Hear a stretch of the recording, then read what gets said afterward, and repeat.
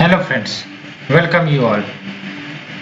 We were discussing the economy lecture series of only IAS and up to 12 chapters we have completed it, and from now onwards we will start with the chapter number 30 security market in India।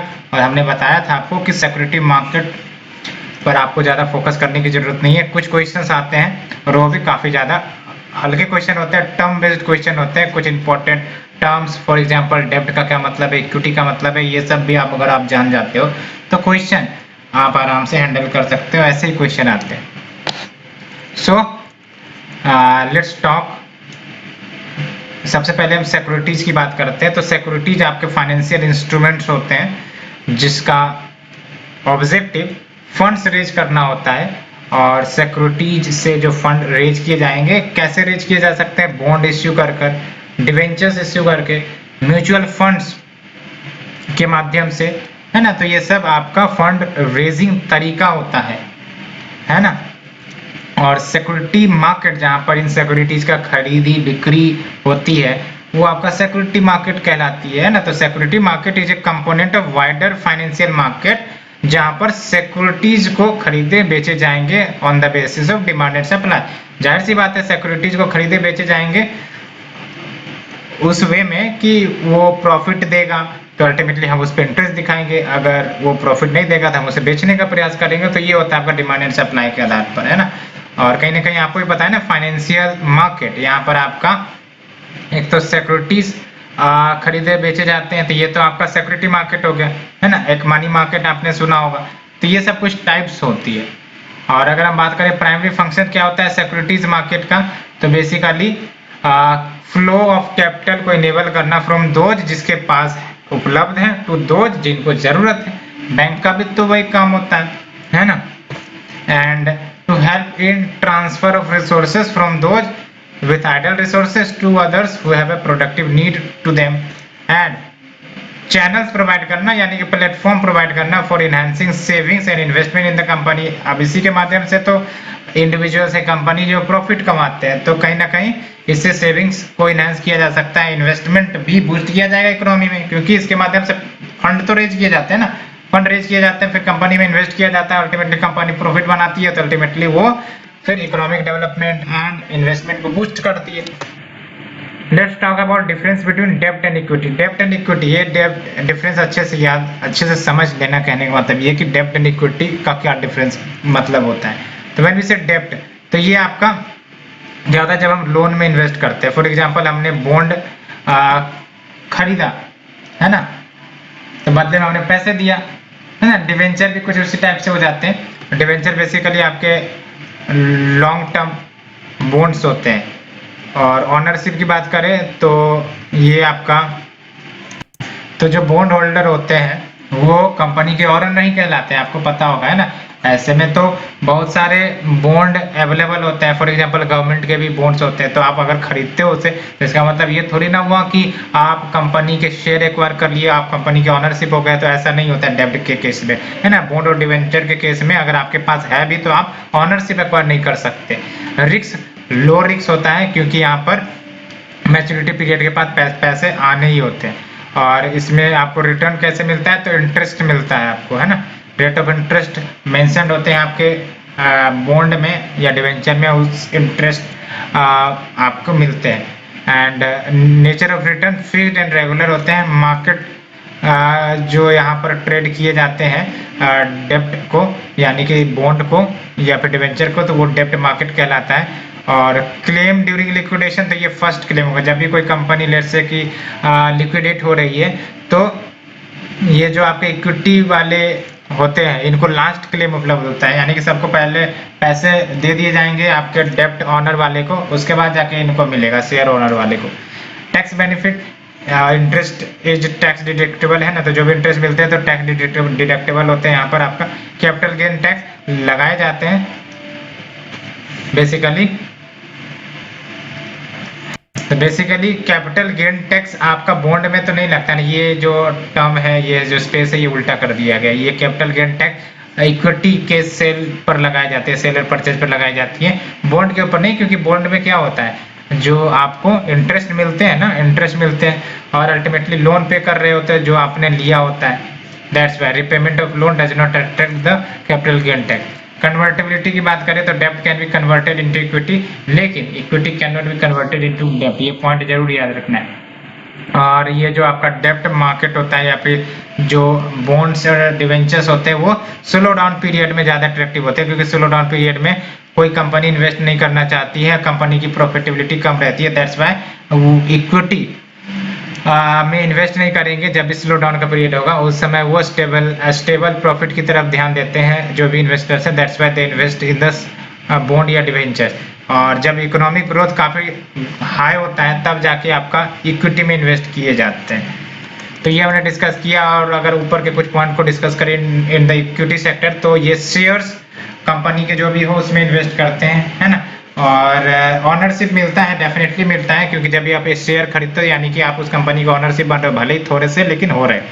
Risk काफ़ी ज़्यादा होता है क्योंकि यहाँ पर पता है आपको कि इनके जो प्रॉफिट है वो गिर सकते हैं, बढ़ सकते हैं बिकॉज ऑफ एनी एक्शन जो भी देखने को मिलता है ना। शेयर डिविडेंड जो भी आपका रिटर्न आएगा, यहाँ पर क्या होगा, डिविडेंड के रूप में, और डिविडेंड शेयर किए जाते हैं। जिसने जितना इन्वेस्ट किया होता है उतना उसको प्रॉफिट मिल जाते हैं, डिविडेंड मिल जाते हैं। और नेचर ऑफ रिटर्न इरेगुलर होते हैं बिकॉज कंपनी के परफॉर्मेंस के ऊपर डिपेंड करता है।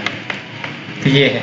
और अगर हम बात करें टाइप्स ऑफ फाइनेंशियल मार्केट की, तो बेसिकली टेन्यूर के आधार पर मनी मार्केट हो सकते हैं। मनी मार्केट यानी कि जहां मैच्योरिटी लेस देन 1 ईयर का होता है। कैपिटल मार्केट जहां पर मैच्योरिटी मोर देन 1 ईयर का होता है। बेस्ड ऑन फ्रेशनेस तो प्राइमरी मार्केट हो सकती है, सेकेंडरी मार्केट हो सकती है। बेस्ड ऑन सेटलमेंट तो ये फ्यूचर मार्केट हो सकती है, जिसमें जो भी कॉन्ट्रैक्ट किए गए हैं वो बेसिकली फ्यूचर डेट पर आपका डील एक्टिव होगा। स्पॉट मार्केट में क्या होगा कि ऑन द स्पॉट आपका डिलीवरी होगा। एंड बेस्ड ऑन एसेट डेब्ट मार्केट हो सकते हैं, इक्विटी मार्केट हो सकते हैं, कमोडिटी मार्केट या फिर foreign currency market. Now we come to the detailed जो मतलब अभी हमने डिस्कस किया। मनी मार्केट की बात करें तो money market is A component of the economy, जिसमें आपका शॉर्ट टर्म फंड की अगर आपको जरूरत होगी तो ये आपको मनी मार्केट से मिल जाएंगे, है ना। तो यहाँ पर आपको short term loans generally for a period of less than year या फिर इक्वल टू 365 डेज तक का प्रोवाइड हो सकता है। मनी मार्केट जनरली आपको याद रखना है, शॉर्ट टर्म फंड्स अगर आपको रेज करने, कंपनी को रेज करना है तो वो मनी मार्केट में जाएंगे और वहां से फंड रेज करने का प्रयास करेंगे। कैपिटल मार्केट बेसिकली ये भी एक फाइनेंशियल मार्केट का सब टाइप हुआ, जिसमें लॉन्ग टर्म डेब्ट यानी कि 1 साल या उससे ऊपर के लिए अगर आपको पैसे रेज करना है तो यहाँ से आप कैपिटल मार्केट में अपने रिक्वेस्ट को रेज कर सकते हैं। और इक्विटी बैंक सिक्योरिटीज बेचे जाते हैं, खरीदे जाते हैं for raising of the fund. Financial market की बात करें तो ये जाहिर सी बात है मार्केट है जहाँ पर जो व्यक्ति होते हैं वो ट्रेड करते हैं फाइनेंशियल सिक्योरिटीज को। फाइनेंशियल सिक्योरिटीज यानी कि बॉन्ड्स हो गए, डिवेंचर्स हो गए या फिर इक्विटी शेयर्स हो गए, वो सब हो जाते हैं आपके फाइनेंशियल सिक्योरिटीज, है ना। तो उसको खरीदे बेचे जाते हैं, है ना, लो ट्रांजेक्शन कॉस्ट के ऊपर। ब्रोकर की बात करें, नाम से पता चल रहा है ब्रोकर इज और इंटरमीडिएटरी, है ना। ये रजिस्टर्ड मेंबर होते हैं स्टॉक एक्सचेंज के, जो खरीदते हैं या फिर बेचते हैं शेयर्स को या सिक्योरिटीज को अपने क्लाइंट के बिहाफ पर, और कमीशन चार्ज करेंगे on the gross value of the deal, है ना। और इन ब्रोकर्स को कमीशन ब्रोकर्स भी कहते हैं। और ब्रोकर्स जो सर्विसेज ऑफर करते हैं like the investment advice, clients portfolio planning and credit when a client is buying on a margin other than the traditional commission job, तो उसको फुल सर्विस ब्रोकर कहते हैं। यानी कि जब काफी ज्यादा कॉम्प्रिहेंसिव सर्विसेज प्रोवाइड करे जाते हैं ब्रोकर के द्वारा तो उसको हम फुल सर्विस ब्रोकर कहेंगे। और या फिर आपका कमीशन ब्रोकर किसे कहेंगे, जो क्लाइंट के बिहाफ पर सेल करते हैं, बाय करते हैं शेयर्स को, सिक्योरिटीज को, और बीच में उनको कमीशन मिलता है तो उसको हम क्या नाम देंगे, कमीशन ब्रोकर्स की। तो इनका ऑब्जेक्टिव काफी लिमिटेड होता है, जबकि आपका फुल सर्विस ब्रोकर का ऑब्जेक्टिव या जो भी है वो काफी ब्रॉडर होता है। जॉबर्स की बात करें तो जॉबर ब्रोकर्स ब्रोकर होता है ना, ब्रोकर्स ब्रोकर, या फिर one who specialises in specific securities catering to the need of the other broker, है जो दूसरे ब्रोकर के नीड को कैटर करता है ना।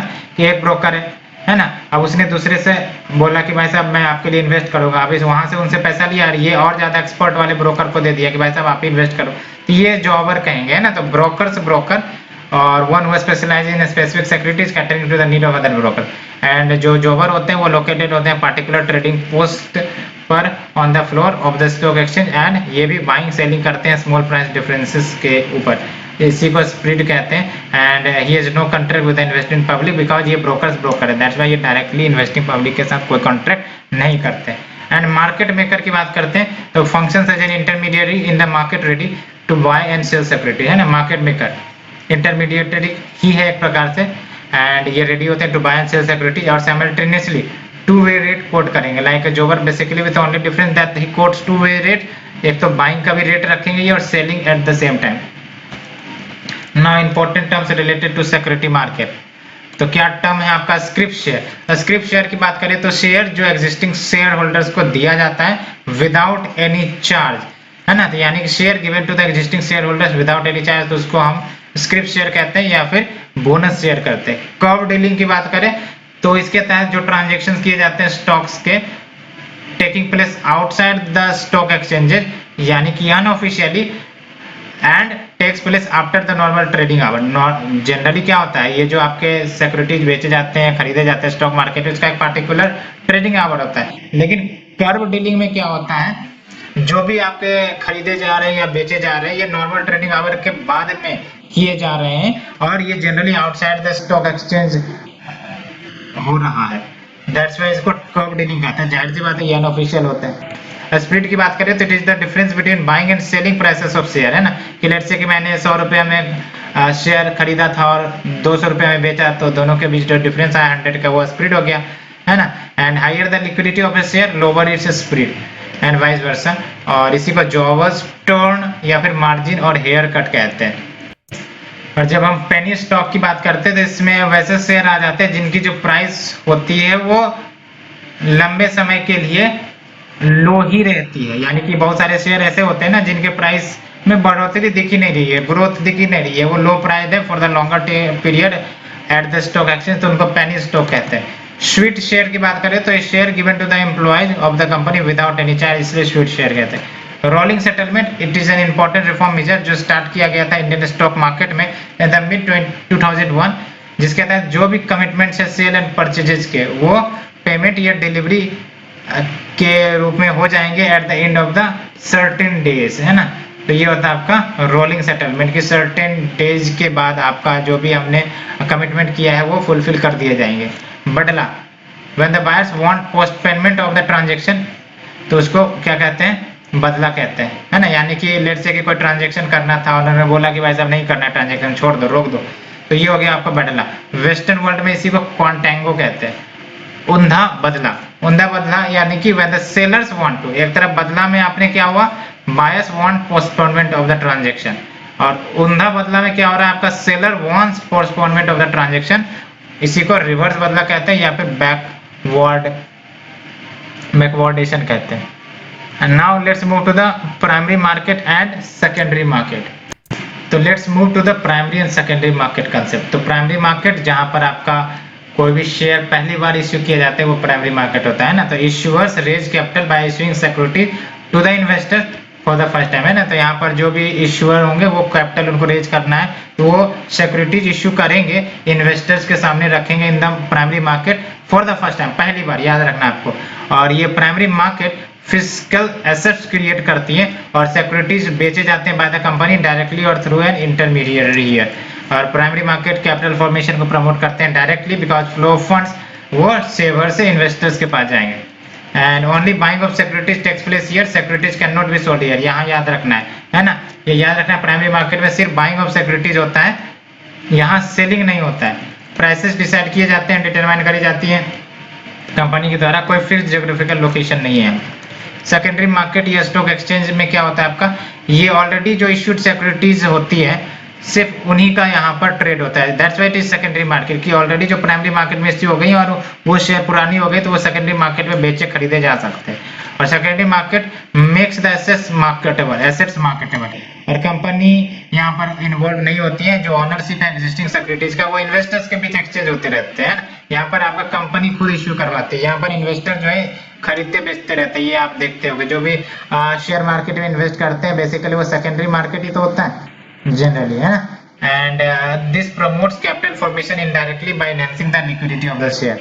एंड यहाँ पर बोथ बाइंग एंड सेलिंग हो सकती है and prices are demand determined by the demand and supply of the security. ये तो बात है, that's why share market price घटते रहते हैं बढ़ते रहते हैं, बिकॉज डिमांड एंड सप्लाई पर इफेक्ट होता है। Located at specific places. And initial public offering की बात करें तो initial public offering is nothing but primary market में जब सिक्योरिटीज को बेचा जाता है, पब्लिक के सामने रखा जाता है और पब्लिक इसे सब्सक्राइब करती है, तो इसको इनिशियल पब्लिक ऑफर कहते हैं। और आईपीओ की मदद से कोई भी अनलिस्टेड कंपनी वो लिस्टेड हो सकते हैं स्टॉक एक्सचेंज में। और it is a process by which private held company, privately held company वो पब्लिकली ट्रेडेड कंपनी बन जाती है। कैसे? तो शेयर इश्यू करके to the public for the first time. और so let's move to the next topic, issuers in the Indian security market. तो Indian security market के बारे में हमने डिस्कस किया था। अब यहाँ पर हम देखेंगे कि इश्यूअर्स कौन होते हैं। तो नाम से ही पता चल रहा है इश्यूअर्स, तो ये ऑर्गेनाइजेशंस होते हैं जो मनी रेज करते हैं इश्यूइंग सिक्योरिटीज, है ना। तो सिक्योरिटीज इश्यू करेंगे मार्केट में और अल्टीमेटली उसके बाद जो भी इन्वेस्टर्स होगा इस सिक्योरिटीज को खरीदेगा और अल्टीमेटली पैसे इन्हें मिल जाएंगे, है ना। और ये सिक्योरिटी इश्यू क्यों करते हैं? तो बेसिकली इनको जरूरत पड़ती है, साथ ही साथ उतना ही ये सिक्योरिटीज इश्यू करेंगे जितना ये कैपेबल होंगे टू रीपे। क्योंकि इश्यू कर देने का मतलब ये नहीं कि इंडेफिनिटली इश्यू करते जाएं और जितना मन इतना पैसा ये एक्वायर करते जाए, ऐसा तो होने वाला नहीं है। इनको कहीं ना कहीं पे भी करना पड़ेगा क्योंकि एक प्रकार से लायबिलिटी ही होती है।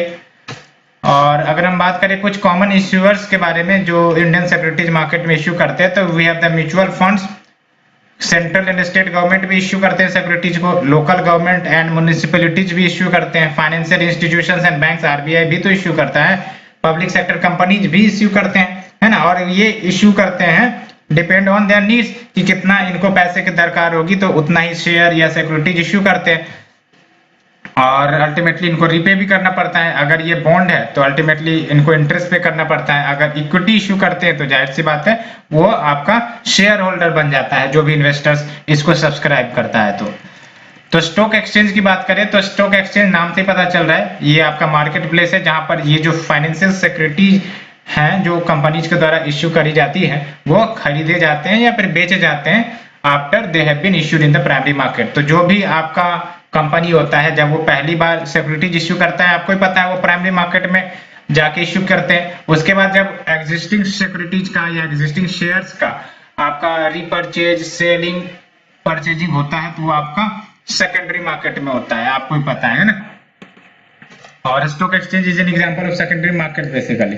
और भारत में बीएसई यानी कि बॉम्बे स्टॉक एक्सचेंज एंड आपका एनएसई ये दो मेन स्टॉक एक्सचेंजेस है। और अगर हम बात करें Bombay stock exchange versus national stock exchange की, क्योंकि यहां से भी क्वेश्चन आ सकते हैं, तो बॉम्बे स्टॉक एक्सचेंज आपका एशिया का पहला स्टॉक एक्सचेंज मार्केट प्लेस जो 1875 में स्टैब्लिश हुआ था। ये अच्छे से याद रखना इस इंफॉर्मेशन को, एशिया का पहला स्टॉक एक्सचेंज स्टैब्लिश इन 1875। और ये जो बेंचमार्क इंडेक्स है बीएसई का वो आपका सेंसेक्स कहलाता है, आपको पता है ना। ये आप सुनते होंगे कि सेंसेक्स आज नीचे गिरी या फिर ऊपर उठी, तो ये आपका बॉम्बे स्टॉक एक्सचेंज का ही होता है index which is called the Sensex. और ये जो बीएसई सेंसेक्स निकाले जाते हैं, इंडेक्स निकाले जाते हैं, वो 30 कंपनीज के ऊपर होते हैं ना। तो 30 कंपनीज के शेयर जब अप एंड डाउन ओवरऑल होते रहते हैं तो उस हिसाब से आपका सेंसेक्स ऊपर नीचे होता है। एंड अगर हम बात करें नेशनल स्टॉक एक्सचेंज की तो एनएसई आपका बिगेस्ट स्टॉक एक्सचेंज है भारत में, ये आपका 1992 में स्टैब्लिश हुआ था। और ये जो बेंचमार्क इंडेक्स है फॉर द एनएसआई वो आपका निफ्टी है। निफ्टी यानी कि इसमें आपका 50 कंपनीज के इंडेक्स मेजर किए जाते हैं, उस आधार पे आपका निफ्टी प्लस माइनस होते रहती है। अब बात करते हैं स्टॉक एक्सचेंजेस के क्या रोल है। तो ये आपको लिक्विडिटी यानी कि कैश की जरूरत अगर होती है तो वो कैश प्रदान करने का एक प्रकार से मैकेनिज्म है आपका स्टॉक एक्सचेंज। तो it provides liquidity and marketability for the securities which are traded. तो जो भी सिक्योरिटीज कंपनी इश्यू करती है स्टॉक एक्सचेंज में बेचे जाते हैं, खरीदे जाते हैं, तो कहीं ना कहीं एक प्रकार से फैसिलिटेटर का काम करता है जहां पर जिनको पैसे की जरूरत होगी वो पैसे एक्वायर कर सकते हैं इन मार्केट से by providing security and trading of it and responsible है for evaluation of stock prices. और ये स्टॉक प्राइसेस में कैसे इवैल्यूएशन होता है तो वो डिमांड और सप्लाई के ऊपर निर्भर करता है। और सेफ गार्ड करते हैं इन्वेस्टर्स को भी, बिकॉज स्टॉक एक्सचेंज में जाहिर सी बात है proper checks and balances measures होते हैं, स्टेप्स होते हैं सो दैट इनकी सिक्योरिटीज को इंश्योर किया जा सके, और इकोनॉमिक ग्रोथ में कंट्रीब्यूट करते हैं, और ये बैरोमीटर के रूप में एक्ट करते हैं for the countries economy. And barometer in the sense कि आपने सुना होगा कि सेंसेक्स ऊपर गया तो इसका मतलब कहीं ना कहीं इकोनॉमिक ग्रोथ हो रहे हैं, या फिर जो कंपनी है वो प्रॉफिट में हो रही है, या फिर सेंसेक्स अगर नीचे गिर रहा है तो इसका मतलब कंपनी से शेयर निकाले जा रहे हैं, तो ये कहीं ना कहीं नुकसान होता है। तो that's why it act as a barometer for country's economy and broader range of investment avenues, and साथ ही साथ स्पेकुलेशन का स्कोप भी प्रोवाइड करता है with in the provision of law. अब बात करते हैं कमोडिटी ट्रेडिंग की। हमने स्टॉक एक्सचेंज में सिक्योरिटीज के बारे में देखा कि जहां पर सिक्योरिटीज बेचे जाते हैं, खरीदे जाते हैं, है ना, शेयर्स खरीदे जाते हैं, बेचे जाते हैं। अब कमोडिटी ट्रेडिंग में क्या होगा आपका कि इसमें आपका कमोडिटीज का एक्सचेंज होता है। कमोडिटीज आपका कुछ भी हो सकता है, फूड, एनर्जी, मेटल्स, ये सब हो सकते हैं। और ये जो कमोडिटी एक्सचेंज का ट्रेड है वो रिस्की इन्वेस्टमेंट होता है, बिकॉज इनके जो मार्केट है बहुत सारी अनसर्टेनिटी से इम्पैक्टेड होती है। फॉर एग्जांपल, हमने कोई एग्रीमेंट कर लिया कि भाई साहब इस प्राइस पर हम आपके प्रोडक्ट खरीदेंगे। अब पता चला मार्केट वैल्यू भविष्य में काफी ज्यादा डाउन हो गई, तब डाउन हो गई तो अल्टीमेटली जो एग्रीड प्राइस है उसी पर तो खरीदा जाएगा। तो ऐसे में जिसने एग्रीमेंट किया है उसका तो नुकसान हो गया। या फिर कभी कभी ऐसा भी हो सकता है कि फार्मर्स और जो आपके जो बायर है उसके बीच एग्रीमेंट होगा, और पता चला कि मार्केट प्राइस जिस रेट पर वो तय की गई थी वो कहीं ना कहीं फार्मर के अगेंस्ट हो गई, तो वो भी नुकसान होगा। तो दोनों तरफ का प्रॉफिट एंड लॉस हो सकता है। दैट्स व्हाई ये काफी ज्यादा रिस्की इन्वेस्टमेंट होते हैं। And we have the national commodity and derivatives exchange limited.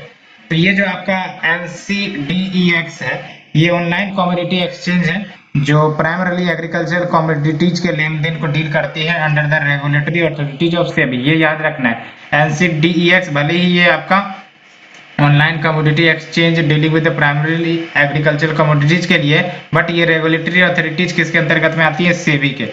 And NCDEX एग्रीडेक्स, और ये जो आपका एग्रीडेक्स है ये भारत का पहला tradable agricultural commodities future index है। जैसे आपने सेंसेक्स देखा 30 कंपनीज का, निफ्टी देखा 50 कंपनीज का, उसी प्रकार से एग्रीडेक्स है आपका जो 10 कमोडिटीज के परफॉर्मेंस को ट्रैक करता है, which is traded on the NCDEX platform. तो कहीं ना कहीं ये फैसिलिटेट करता है इन हैजिंग देयर कमोडिटी रिस्क, है ना, कि ये बताएगा बेसिकली एडवांस में कि कौन से कमोडिटीज के प्राइस कम हो सकते हैं या फिर बढ़ सकते हैं, तो उस हिसाब से कमोडिटीज का ट्रेडिंग किया जा सकता है by the buyer. And we have the multi commodity exchange. Multi commodity exchange की बात करें तो ये आपका ऑनलाइन प्लेटफॉर्म है जहां पर commodities like gold, silver, lead, copper, zinc, crude oil ये सब ट्रेड किए जाते हैं। नाम से ही पता चल रहा है मल्टी कमोडिटी, है ना। तो मल्टी कमोडिटीज का जब ट्रेड होता है प्लेटफॉर्म पर तो ये आपका मल्टी कमोडिटी एक्सचेंज कहलाएगा। और ये लार्जेस्ट कमोडिटी फ्यूचर्स एक्सचेंज है भारत में। और फॉरवर्ड मार्केट कमीशन ये रेगुलेटर था आपके मल्टी कमोडिटी एक्सचेंज का टिल 2015। उसके बाद ये जो आपका फॉरवर्ड मार्केट कमीशन इसको मर्ज कर दिया गया सेबी के साथ। तो अभी जो रेगुलेटर है आपका वो है सेबी। तो मल्टी कमोडिटी एक्सचेंज का हो या फिर आपका NCDEX का हो या फिर स्टॉक एक्सचेंज का हो, तो इन सब के रेगुलेटर कौन है आपको पता होना चाहिए, SEBI. And now we have the next topic, spot exchange या कैश या फिजिकल मार्केट। तो basically spot market is a commodity या सिक्योरिटी मार्केट जहां पर गुड्स बेचे जाते हैं फॉर कैश और इमीडिएटली डिलीवर किया जाता है या फिर within a short period of time. समझ सकते हो, नाम से पता चला स्पॉट एक्सचेंज या कैश या फिजिकल मार्केट। आप दुकान जाते हो और आप पैसे देते हो, बदले में आप सामान लेते हो, तो क्या है वो है आपका simply physical market. Physical market है जहां पर आप गए और पैसे तुरंत दे दिए। तो उसी प्रकार से स्पॉट मार्केट भी क्या हो गया कि कमोडिटी या सिक्योरिटी मार्केट जहां पर हमने गुड्स जो भी खरीदा, वो जो भी मैंने गुड्स बेचा और उसके बदले हमें जो पैसे मिलेंगे वो तुरंत पैसे हमें मिलने लगे या फिर within a short span of time हमें पैसे प्राप्त हो जाए, तो उसको हम कहेंगे आपका स्पॉट एक्सचेंज। तुरंत में आपका जो ट्रांजेक्शन है वो फुलफिल हो गया, है ना, आपने प्रोडक्ट खरीदा और बदले में आपको पैसे मिल गए। तो ये एग्जांपल भी है ऑयल या coal. And enables trading is transparent way and better price discovery and trades are completed on the spot, और कहीं ना कहीं कार्टेलाइजेशन का स्कोप खत्म हो जाता है बिकॉज सब आपका इंस्टेंट में ये सब ट्रेड होते हैं। अब ये हमने डिस्कस किया था type of foreign investment, already फिर से एक बार डिस्कस कर लेते हैं। तो फॉरेन डायरेक्ट इन्वेस्टमेंट होते हैं, फॉरेन पोर्टफोलियो इन्वेस्टमेंट होते हैं और फॉरेन इंस्टीट्यूशनल इन्वेस्टर्स होता है। तो जब हम बात करते हैं फॉरेन डायरेक्ट इन्वेस्टमेंट की तो क्या है ये, तो एफडीआई जब कोई फॉरेन कंपनी या फिर फॉरेन इन्वेस्टर किसी दूसरे देश के बिजनेस एंटिटी में ऑनरशिप कंट्रोल करने का प्रयास करता है ना, बिजनेस के मैनेजमेंट को कंट्रोल करने का प्रयास करता है, तो वो आपका फॉरेन डायरेक्ट इन्वेस्टमेंट हुआ, है ना। और कहीं ना कहीं जब एफडीआई आती है तो फिजिकल एसेट में इन्वेस्टमेंट आती है, लैंड में इन्वेस्टमेंट आती है, टेक्नोलॉजी में इन्वेस्टमेंट आती है, क्योंकि ये मैनेजरियल एस्पेक्ट को डील करता है। कहीं ना कहीं ये कंपनी की प्रॉफिटेबिलिटी को बढ़ाएगा by introducing capital, by infusing capital into the company for the long term, है ना, ये याद रखना है, for the long term. And ownership की बात करें तो इसमें जो भी एफडीआई इन्वेस्टर्स आते हैं ये एक्टिव ऑनरशिप बेसिकली कंपनी में एक्वायर करते हैं। और नेचर की बात करें तो वही बात है, लॉन्ग टर्म कैपिटल लेकर आते हैं, नॉलेज के साथ आता है, स्किल्स आता है, टेक्नोलॉजी आता है ना। तो ये है एग्जाम्पल के तौर पर आप वॉलमार्ट और फ्लिपकार्ट का जो डील हुआ है वो आपका एफडीआई का बेस्ट एग्जाम्पल आप समझ सकते हो। और एम क्या है, तो वही बात है, इंटरप्राइज की कैपेसिटी को बढ़ाना, प्रोडक्टिविटी को बढ़ाना, या फिर मैनेजमेंट कंट्रोल को भी चेंज किया जा सकता है। क्योंकि लेट से कि कोई कंपनी है, ये जो भारत की कंपनी है, लेट से कि ये फ्लिपकार्ट थी और ये वॉलमार्ट था जो फॉरेन कंपनी था, इसने 74% स्टेक एक्वायर कर लिया, तो कहीं ना कहीं ये जो इंडियन कंपनी है अब ये फॉरेन कंपनी बन गई। कहीं ना कहीं जो भी आपके अब रूल्स एंड रेगुलेशन है इस कंपनी के, फ्लिपकार्ट के, अब कौन देखेगा, वॉलमार्ट देखेगा ना, क्योंकि स्टेक होल्डर किसके पास चली गई है, फॉरेन के पास चली गई है, वॉलमार्ट के पास चली गई है। तो that's why and where they flow, तो प्राइमरी मार्केट में ये आपका आता है। एंड स्कोप ऑफ स्पेकुलेशन, कहीं ना कहीं उतना ज्यादा स्पेकुलेटिव नहीं होता है, और entry and exit relatively difficult होते हैं। And what are they eligible for, तो प्रॉफिट्स जो भी होंगी कंपनी की वो मिलेंगी इनको। और ये कैपिटल अकाउंट जो बैलेंस ऑफ पेमेंट होता है हमने डिस्कस किया था, उसके कैपिटल अकाउंट में ये रिफ्लेक्ट होता है, याद रखना। तीनों के तीनों, चाहे एफडीआई हो, एफपीआई हो, है ना, फॉरेन इंस्टीट्यूशनल इन्वेस्टमेंट हो, ये सब के सब कैपिटल अकाउंट में ही रिफ्लेक्ट होते हैं, ये बात याद रखना आपको। और फॉरेन पोर्टफोलियो इन्वेस्टर की बात करें तो फॉरेन पोर्टफोलियो इन्वेस्टर्स एक प्रकार से आप समझ सकते हो कि जिनका ना घर होता है ना ठिकाना होता है, जहां प्रॉफिट देखेंगे वहां लात मारने पहुंच जाएंगे, ऐसा होता है ये, है ना। फॉर एग्जांपल कि कोई कंपनी है, अब ये फॉरेन पोर्टफोलियो इन्वेस्टर्स, उनको लगा कि ये प्रॉफिट हो सकता है यहाँ पर, तो इन्होंने यहाँ पर अपनी नजर गड़ाई, और अगर प्रॉफिट हुआ तो उसने इसका शेयर खरीदा, और जब प्रॉफिट होने लगेगा तो बेच देगा, और प्रॉफिट जब नहीं होगा तो शेयर को बेच देगा। उसी प्रकार से दूसरे कंपनी में ये आंख लगाएगा और उसके बाद देखेगा कि यहाँ पर प्रॉफिट हो रहा है तो शेयर खरीदेगा, जब प्रॉफिट नहीं हो रहा है तो शेयर बेच देगा, है ना। तो ऐसा स्थिति जब कोई इन्वेस्टर करता है तो ये फॉरेन पोर्टफोलियो इन्वेस्टर कहलाते हैं ना, यानी कि इनका ऑब्जेक्टिव, मेन ऑब्जेक्टिव वही होता है कि शेयर को इधर उधर करके प्रॉफिट अर्न करना, है ना। और ये आपका देख सकते हो, investment by non resident in Indian securities like shares, government bonds, है ना, तो इन सब में इन्वेस्टमेंट करते हैं। और ये एफपीआई मोर लिक्विड होता है और लेस रिस्की होता है देन एफडीआई, ये याद रख सकते हो ना। तो एफडीआई इज मोर लिक्विड, क्यों, बिकॉज ये तुरंत पैसे आ सकते हैं और जा भी सकते हैं, है ना, और लेस रिस्की होता है देन एफडीआई। और ये फाइनेंशियल एसेट में इन्वेस्ट करते हैं, जैसे आपके शेयर खरीद लिया, बॉन्ड्स खरीद लिया, तो ये सब फाइनेंशियल एसेट होता है, उसमें इन्वेस्ट करते हैं। और इसमें पैसिव ओनरशिप होता है बेसिकली एफपीआई में, लेकिन पैसिव ओनरशिप यानी कि ये जनरली मैनेजमेंट रूल सबको अफेक्ट नहीं करते हैं, है ना, क्योंकि गवर्नमेंट ने खुद अलाउ कर रखा है कि मैक्सिमम एफपीआई कितना आएंगे, 10%, एक व्यक्ति मैक्सिमम 10% इन्वेस्ट कर सकता है किसी कंपनी में, तो ये ओनरशिप थोड़ी ना होगा किसी एफपीआई का कोई भी कंपनी में, that's why. And bring short term capital, and aims to increase the capital availability, तो जाहिर सी बात है कंपनी को कैपिटल मिल जाते हैं तो वो कैपिटल की मदद से वो एसेट क्रिएशन कर सकते हैं, अपनी प्रोडक्शन बढ़ा सकती हैं। और जाहिर सी बात है ये कहाँ पर फ्लो करती है, सेकेंडरी मार्केट में, जहाँ पर शेयर्स का खरीद बिक्री होता है, मैंने आपको बताया भी। और ये स्पेकुलेटिव होते हैं, स्पेकुलेटिव यानी कि देखा जाएगा कि प्रॉफिट होने का अनुमान है तो शेयर्स खरीद लिए जाते हैं, और देखेगा कि भाई साहब प्रॉफिट नहीं होने वाला तो शेयर बेच के निकल जाएंगे, अपने पैसे को हटा लेते हैं। और entry and exit relatively easy होता है और कैपिटल गेन्स इनको प्राप्त होती है, एंड कैपिटल अकाउंट में ये मेंशन किया जाता है in the balance of payment. और जब हम बात करते हैं फॉरेन इंस्टीट्यूशनल इन्वेस्टर, तो when a foreign company buys equity in a company via stock market, तो फॉरेन इंस्टीट्यूशनल इन्वेस्टर्स में क्या होगी कि आपका फॉरेन इंस्टीट्यूशन होगा जो किसी कंपनी के शेयर को खरीदेगा वाया स्टॉक मार्केट, और ये भी आपका फाइनेंशियल एसेट में इन्वेस्ट करता है, कंपनी के ऊपर कोई कंट्रोल ये नहीं एक्वायर कर पाता है, और ये भी आपका शॉर्ट टर्म कैपिटल लेकर आएगा, कैपिटल अवेलेबिलिटी कंपनी की बढ़ाती है। ये सेकेंडरी मार्केट में ये आपका आता है, और ये भी स्पेकुलेटिव होता है, एंड एंट्री एंड एग्जिट ये भी इजी है, और देख सकते हो कैपिटल गेन्स भी इनको प्राप्त होते हैं, एंड कैपिटल मार्केट में ये मेंशन करी जाती है। तो आप यहाँ पे क्या कॉमन देख रहे हो कि जो फॉरेन पोर्टफोलियो इन्वेस्टर है, फॉरेन इंस्टीट्यूशनल इन्वेस्टर है, मोर और लेस इनके सेम फीचर्स, एफडीआई के कुछ डिफरेंट फीचर्स हैं। इसमें मेन इंपॉर्टेंट एफडीआई का फीचर ये है कि लॉन्ग टर्म इन्वेस्टमेंट लेकर आता है, management of company as well as ownership में ये इन्वॉल्व होते हैं।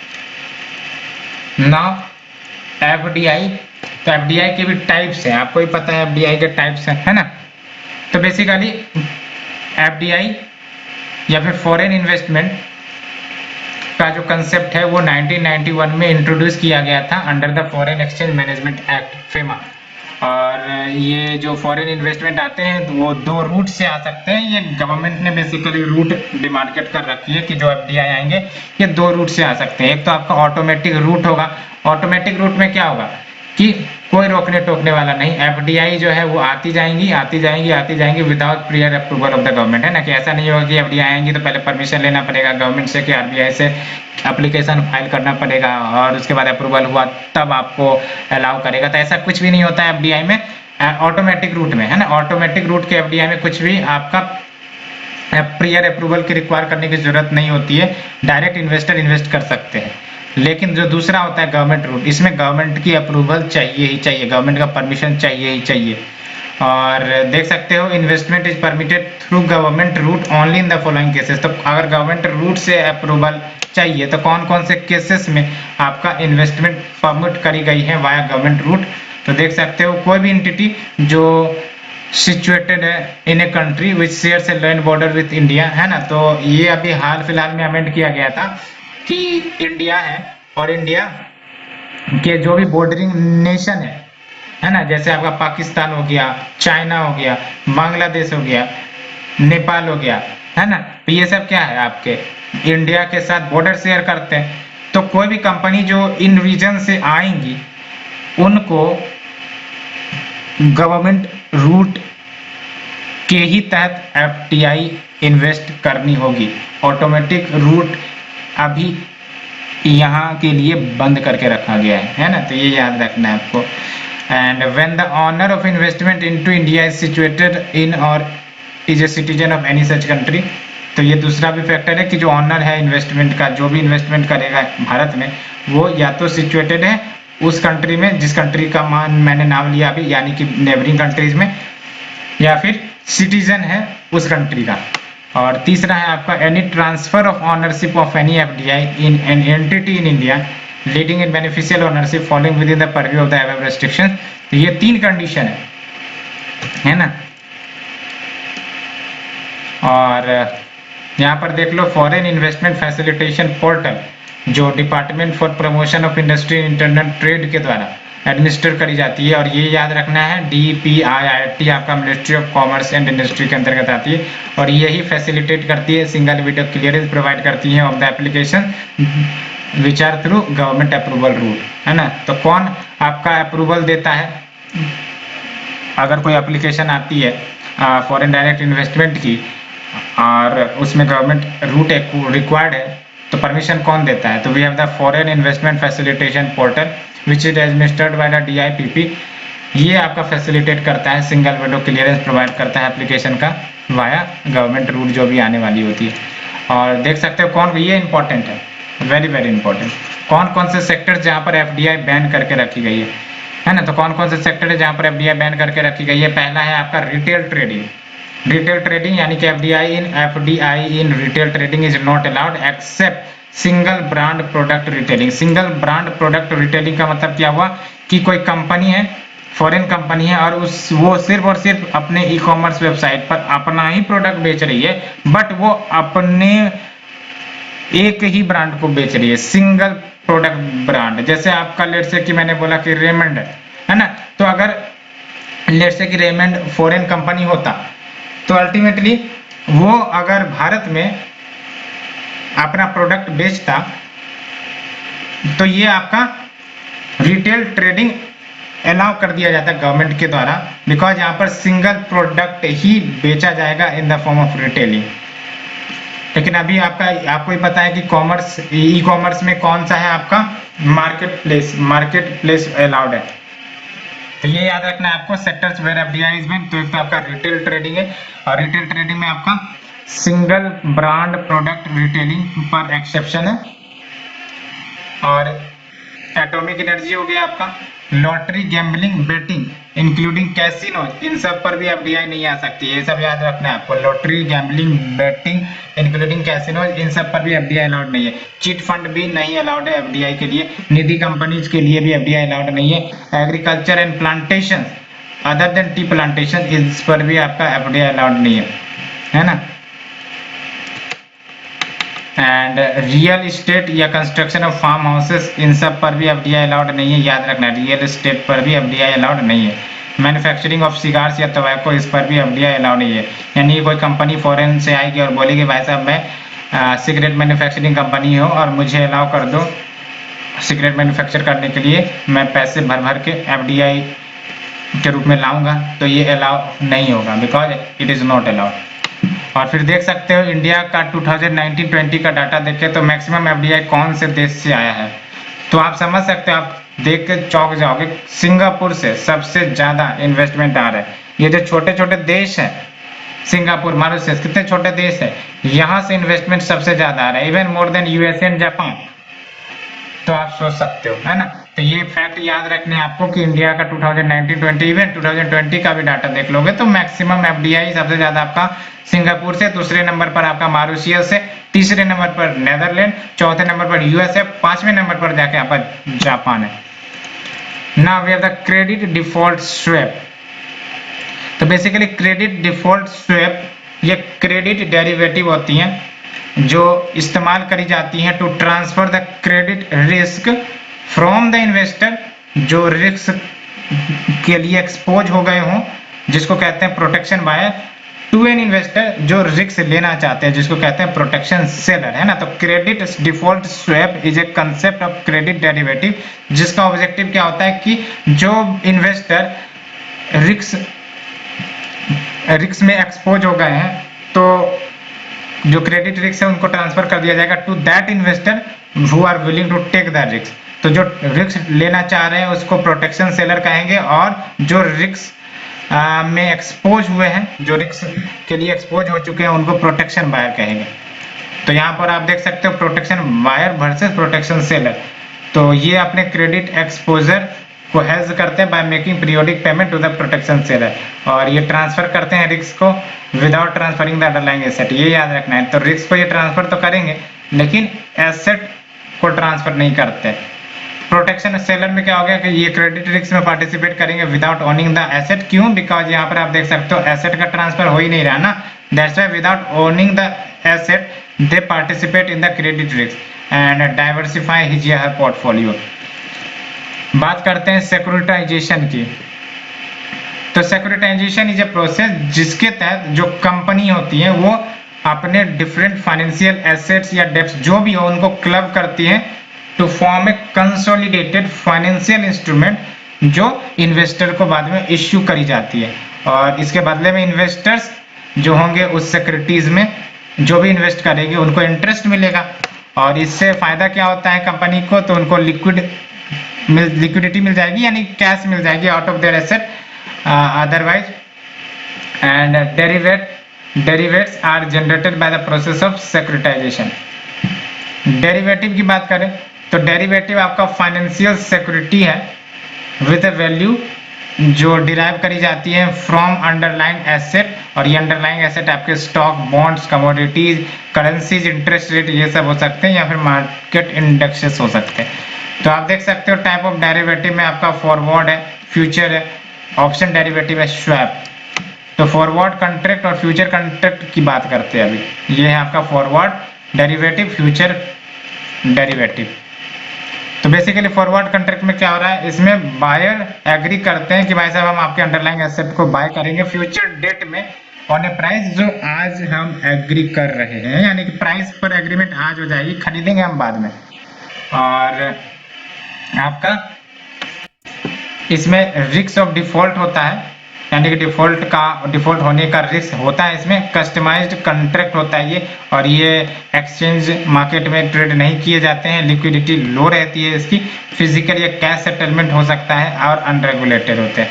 फ्यूचर कॉन्ट्रैक्ट में देख सकते हो इसके तहत जो बायर को ऑब्लिगेशन किया जाता है कि वो परचेज करे एसेट को, या फिर सेलर को to sell an asset at the predetermined future date and price. इसमें कोई रिस्क ऑफ डिफॉल्ट नहीं होती है, स्टैंडर्ड कॉन्ट्रैक्ट होता है, traded in the exchange, high liquidity, only cash, and ये रेगुलेटेड होती है ना। तो फॉरवर्ड कॉन्ट्रैक्ट और फ्यूचर कॉन्ट्रैक्ट में देखें तो future contract is the better option. And option derivative की बात करें तो ये जो कॉन्ट्रैक्ट है ये अधिकार ग्रांट करती है but not the obligation to buy और सेल एन अंडरलाइंग एसेट, जो हमने फॉरवर्ड या फिर फ्यूचर कॉन्ट्रैक्ट में देखा है ना।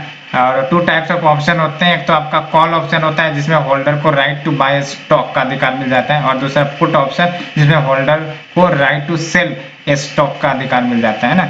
तो कॉल ऑप्शन में जो होल्डर होंगे उनको बाय स्टॉक का अधिकार मिल जाएगा, और पुट ऑप्शन में होल्डर को सेल स्टॉक का अधिकार मिल जाएगा। Now we have the swap contract. तो स्वैप भी आपका डेरिवेटिव इंस्ट्रूमेंट होते हैं जो रिप्रेजेंट करते हैं एग्रीमेंट को बिटवीन द टू पार्टी कि वो series of cash flows exchange करे over a specific period of time. तो आप देख सकते हो स्वैप में आपका करेंसी स्वैप हो सकता है, इंटरेस्ट रेट स्वैप हो सकता है। तो बेसिकली अगर हम बस करेंसी स्वैप, जहां पर करेंसी का एक्सचेंज होगा बिटवीन द टू पार्टीज, और इंटरेस्ट रेट स्वैप हो गया। और let's move to the important topic, participatory notes या पी नोट्स। तो ये जो पार्टिसिपेटरी नोट्स होते हैं या पी नोट्स होते हैं, ये आपके ऑफशोर डेरिवेटिव इंस्ट्रूमेंट है, और ये इश्यू करी जाती है रजिस्टर्ड फॉरेन पोर्टफोलियो इन्वेस्टर के द्वारा। किसको ये इश्यू करते हैं?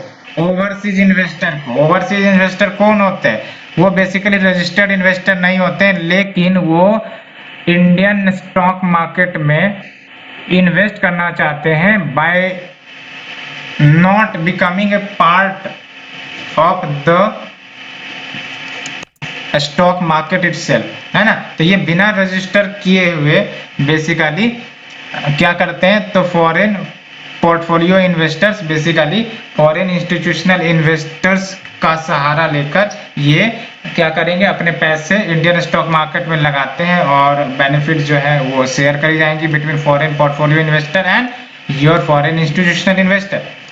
And participatory notes have Indian stocks as their underlying asset. And participatory note holder जो होते हैं कहीं ना कहीं उनको लेस रजिस्ट्रेशन रिक्वायरमेंट होता है, क्योंकि जाहिर सी बात है ये बिना रजिस्टर किए हुए इन्वेस्ट कर सकते हैं वाया फॉरेन इंस्टीट्यूशनल इन्वेस्टर।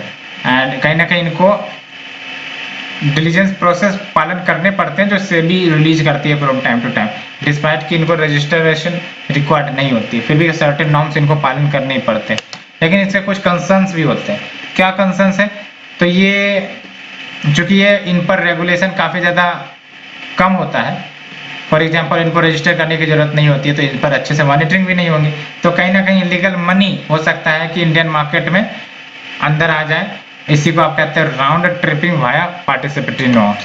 दूसरा इंपॉर्टेंट बात यह है कि एनएमएनटी देखने को मिलती है, और एनएमएनटी के कारण कहीं ना कहीं ट्रैक नहीं किए जाते इन इन्वेस्टर्स के इरादों को, है ना।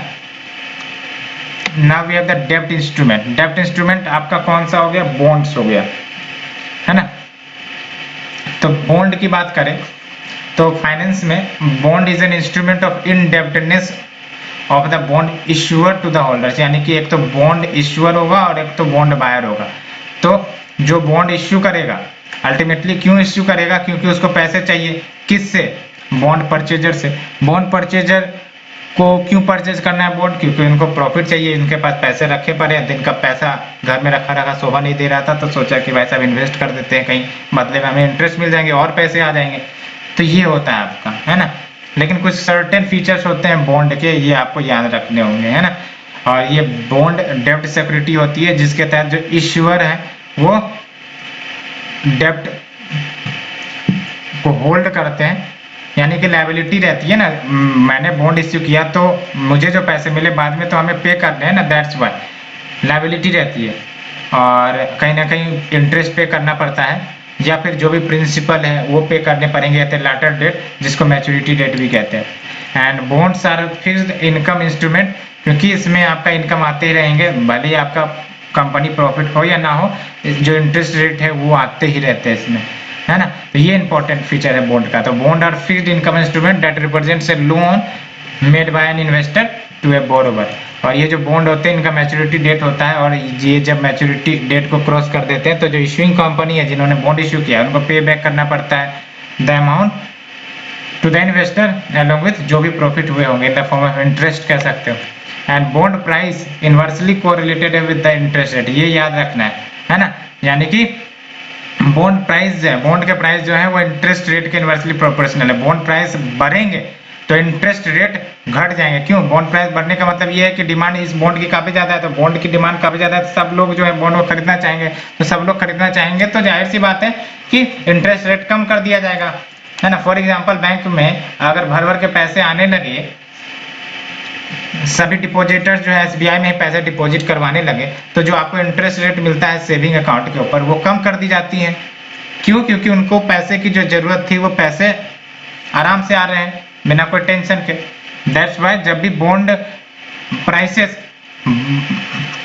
बढ़ेंगे तो मान के चलो कि इंटरेस्ट रेट जो है उस पर प्रॉफिट है वो कम हो जाएंगी, है ना। When the rates goes up bond prices fall, and when the bond prices fall it means कि जो आपका इंटरेस्ट रेट है वो बढ़ रहा है। अब बात करते हैं टाइप्स ऑफ बॉन्ड। तो देख लो टाइप्स ऑफ बॉन्ड में आपका फिक्स्ड इंटरेस्ट बॉन्ड आ गया। फिक्स्ड इंटरेस्ट बॉन्ड में क्या होंगे कि जो डेब्ट इंस्ट्रूमेंट जिसमें आपको कंसिस्टेंट कूपन रेट मिलती रहती है थ्रू आउट जब तक टेन्यूर है, इरेस्पेक्टिव की मार्केट कंडीशन में पॉजिटिव आ रही है, कंपनी प्रॉफिट कर रहा है नहीं कर रहा है, जो इंटरेस्ट रेट उस बॉन्ड में लिखी गई है वो इंटरेस्ट रेट आपको मिलते ही रहेंगे up to your maturity period, है ना। तो ये होता है आपका फिक्स्ड इंटरेस्ट बॉन्ड। एंड जो दूसरा है आपका फ्लोटिंग इंटरेस्ट बॉन्ड, नाम से पता चला फ्लोटिंग इंटरेस्ट बॉन्ड। तो इसमें आपका जो इंटरेस्ट रेट दिए जाते हैं वो मार्केट फ्लक्चुएशंस के आधार पर डिसाइड होते हैं, तो कहीं ना कहीं इलास्टिक होते हैं विद इन द टेन्यूर। और तीसरा है आपका परपेचुअल बॉन्ड या फिर कंसोल बॉन्ड। इसमें क्या होता है परपेचुअल बॉन्ड या कंसोल बॉन्ड में प्रिंसिपल अमाउंट को रिटर्न करने की कोई जरूरत नहीं होती है इश्यूअर को, और इसका कोई मैच्योरिटी पीरियड भी नहीं होता है। याद रखना है परपेचुअल बॉन्ड में आपका कोई मैच्योरिटी पीरियड भी नहीं होता है, और इसमें कोई प्रिंसिपल अमाउंट भी रिटर्न नहीं करने पड़ते हैं इश्यूअर को। और कस्टमर को कैसे बेनिफिट मिलता है? बस इंडेफिनिट पीरियड के लिए इंटरेस्ट पेमेंट होते रहते हैं। दैट्स व्हाई कस्टमर्स जो है इसमें इन्वेस्ट करते हैं। Now we have the zero coupon bond. Zero coupon bond की बात करें तो इसको डिस्काउंट रेट पर बेच दिया जाता है, और जब इसकी मैच्योरिटी पीरियड होगी तो फेस वैल्यू पर इसे खरीद लिया जाता है। कहने का मतलब लेट्स से कि गवर्नमेंट ने बॉन्ड इश्यू किया और वो जीरो कूपन बॉन्ड है, इसका मतलब उस अगर इसका फेस वैल्यू 100 रुपये है तो गवर्नमेंट ने जो इस बॉन्ड को इश्यू किया और इसको डिस्काउंटेड वैल्यू पर बेचा जाएगा, यानी कि 100 रुपये फेस वैल्यू है और बोलेगा कि भाई साहब आप 80 रुपये में ले लो या 70 रुपये में ले लो, 90 रुपये में ले लो। और जब इसकी मैच्योरिटी पीरियड होगी ओवर होगी, लेट से 1 साल के बाद मैच्योरिटी पीरियड ओवर होने वाली है, तो ये फिर 100 रुपये में खरीद लिया जाएगा वापस से गवर्नमेंट के द्वारा। तो इसका मतलब ये जो गैप है, 90 रुपये में बेचा गया था और अल्टीमेटली 100 रुपये में गवर्नमेंट के द्वारा वापस ले लिया गया, तो ये 10 रुपये का या 20 रुपये का जो भी हो रहा है ये प्रॉफिट है ना, that's why zero coupon bond कहते हैं। बियरर बॉन्ड की बात करें तो बियरर बॉन्ड में आपका फिक्स्ड इनकम सिक्योरिटी होता है which is owned by the holder या फिर rather than by registered owner। नाम से पता चल रहा bearer bond, fixed income security that is owned by the holder या फिर bearer rather than by a registered owner। And municipal bond की बात करें तो नाम से पता चल रहा है म्युनिसिपल बॉन्ड या फिर मिनी बॉन्ड, ये डेब्ट इंस्ट्रूमेंट है municipal corporations of the states उनके द्वारा इश्यू की जाती हैं या फिर एसोसिएटेड बॉडीज के द्वारा, स्टेट एंड लोकल गवर्नमेंट के द्वारा। And we have the inflation index bond, तो इन्फ्लेशन इंडेक्स बॉन्ड ये भी आपके डेब्ट मार्केट सिक्योरिटीज हैं जो गवर्नमेंट के द्वारा ऑफर करी जाती हैं to protect the saving from inflation.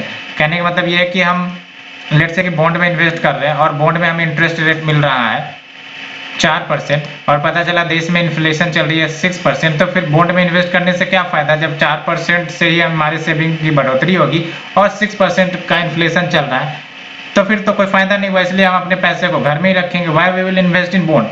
तो ऐसे स्थिति से निपटने के लिए we have the concept of inflation index bond, जहां पर इन्फ्लेशन को भी कंसिडर किया जाता है कि भाई साहब ठीक है हम समझ रहे हैं कैसी स्थिति है, तो ले लो आप इंटरेस्ट, इन्फ्लेशन एडजस्टेड इंटरेस्ट ले लो आप, है ना। तो यहाँ पर आपको positive real rate of return मिल जाएंगी, है ना। और प्रिंसिपल एंड इंटरेस्ट वो लिंक की जाती है WPI या फिर कंज्यूमर प्राइस इंडेक्स के साथ। We have the sovereign gold bond, sovereign gold bond नाम से ही पता चल रहा है ये गोल्ड डिनोमिनेटेड बॉन्ड होती है और कहीं ना कहीं ये सब्सटीट्यूट के रूप में काम करता है कि आपको फिजिकल गोल्ड रखने की जरूरत नहीं है, आप फिजिकल गोल्ड के बदले आप सॉवरिन गोल्ड बॉन्ड ही खरीद लो। और ये सॉवरिन गोल्ड बॉन्ड RBI के द्वारा इश्यू करी जाती है on behalf of government of India. तो इससे बेनिफिट क्या होगा, तो करेंट अकाउंट डेफिसिट को रिड्यूस करने में मदद मिलेगी, क्यों, क्योंकि इंडिया काफी ज्यादा गोल्ड इंपोर्ट करता है। तो अगर हम सॉवरिन गोल्ड बॉन्ड को सब्सक्राइब करते हैं despite without buying the gold या फिजिकल गोल्ड, तो इससे बाहर से गोल्ड के डिमांड आने कम हो जाएंगे और कहीं ना कहीं हमारा करेंट अकाउंट डेफिसिट में कमी आएगा एंड बैलेंस ऑफ पेमेंट भी मेंटेन होगा। Next is your negative yield bond. Negative yield bond में क्या होगा, नाम से पता चल रहा है निगेटिव यील्ड बॉन्ड।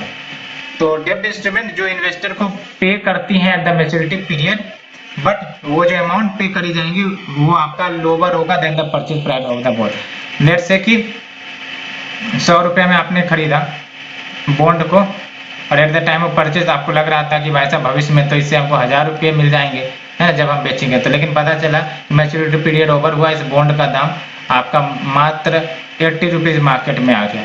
तो क्या हो गया, ये निगेटिव यील्ड बॉन्ड कहला गया ना, क्योंकि मैच्योरिटी पीरियड में इसकी जो अमाउंट निकल कर आ रही है वो लोअर है then the purchase price of the bond. और फिर भी लोग सब्सक्राइब क्यों करते हैं, तो सब्सक्राइब करने का एक ही कारण है, जब अनसर्टेनिटीज रहती है इकोनॉमी में और इन्वेस्टर्स को लगता है कि भाई साहब अगर हम इसे नहीं खरीदेंगे तो और ज्यादा नुकसान हो सकता है, इसीलिए आप मुझे चाहे 10 रुपये का ही नुकसान हो रहा हो, भविष्य में ऐसा ना हो कि 80 रुपये का नुकसान हो जाए, इसलिए अभी इसको बेचकर और एक्वायर कर लो। दैट्स वाई इसको नेगेटिव यील्ड बॉन्ड कहते हैं, है ना। और we have the masala bond, और मसाला बॉन्ड भारत में इंट्रोड्यूस करी गई थी 2014 में, और ये मसाला बॉन्ड इश्यू किसके द्वारा किया गया था, याद रखना है आपको, इंटरनेशनल फाइनेंस कॉर्पोरेशन के द्वारा। और ये जो बॉन्ड है that is your masala bond, ये भारत के बाहर इश्यू करी जाती है। कौन इश्यू करता है, बाय एन इंडियन एंटिटी या फिर कॉर्पोरेट। और ये जरूर याद रखना है कि ये जो मसाला बॉन्ड होती है रुपी डोमिनेटेड बॉन्ड होती है। तो इससे बेनिफिट क्या होगा, तो जो इंडियन एंटिटी है आउटसाइड इंडिया, ये जो इंडियन एंटिटी है, लेट्स से कि भारत में कोई एंटिटी है, अब उन्होंने मसाला बॉन्ड इश्यू किया आउटसाइड इंडिया, तो वो रुपी डिनोमिनेटेड में इश्यू करेंगे। इससे बेनिफिट क्या होगा कि इन कंपनीज को पैसे प्राप्त हो जाएंगे, है ना। और अल्टीमेटली जो यूटिलाइज करेंगे उन पैसों को, उससे उनकी प्रॉफिटेबिलिटी, प्रोडक्टिविटी ये सब बढ़ सकती है, और जो रिस्क है वो डायरेक्टली इन्वेस्टर के हाथों में जाती है। Now we have the special zero coupon that is your recapitalisation bond. तो ये जो आपका स्पेशल जीरो कूपन बॉन्ड या फिर रिकैपिटलाइजेशन बॉन्ड है, ये स्पेशल टाइप ऑफ बॉन्ड है जो सेंट्रल गवर्नमेंट के द्वारा इश्यू करी जाती है specifically to a particular institution. और इसमें क्या होती है कि ओनली दोज बैंक जिसको भी मेंशन किया जाएगा वही इन्वेस्ट कर सकते हैं और कोई नहीं इन्वेस्ट करेगा।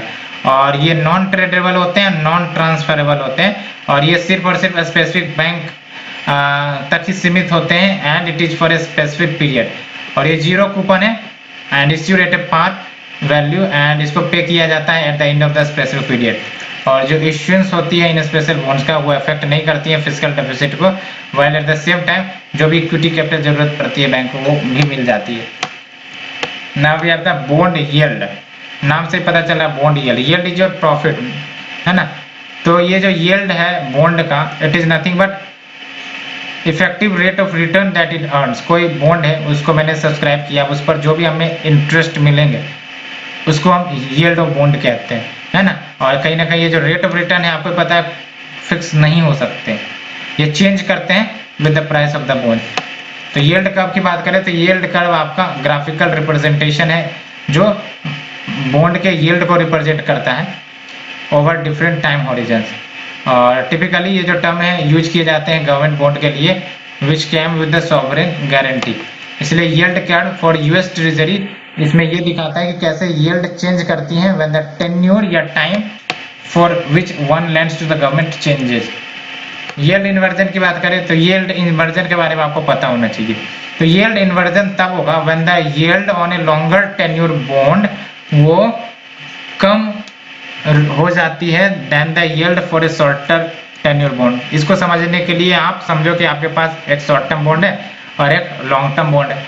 अब कायदे से देखा जाए तो लोग लॉन्ग टर्म बॉन्ड में क्यों इन्वेस्ट करेंगे, सो दैट उनको हायर रेट ऑफ इंटरेस्ट मिले, है ना।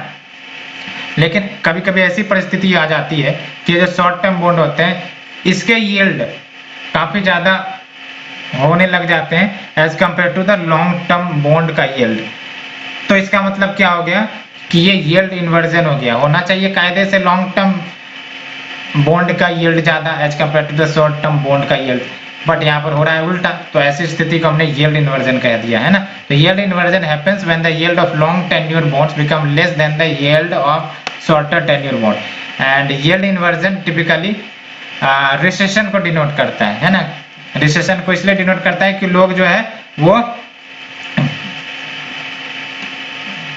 लॉन्ग टर्म इन्वेस्टमेंट नहीं करना चाहते, क्योंकि लॉन्ग टर्म इन्वेस्टमेंट उनको बेनिफिट नहीं नजर आ रहा होता है। क्यों नजर नहीं आ रहा होता है? क्योंकि उन्होंने रियलाइज किया कि भाई साहब कंपनी तो अपने पोटेंशियल से कम ही ऑपरेट कर रही है ना, प्रोडक्शन उतना ज्यादा हो नहीं रहा है, इकोनॉमी ग्रो कर नहीं रही है, तो फिर क्यों हम लॉन्ग टर्म इन्वेस्टमेंट करें, हम शॉर्ट टर्म में इन्वेस्टमेंट करेंगे, है ना। दैट्स वाई ये आपका यील्ड इन्वर्जन का कारण बनती है।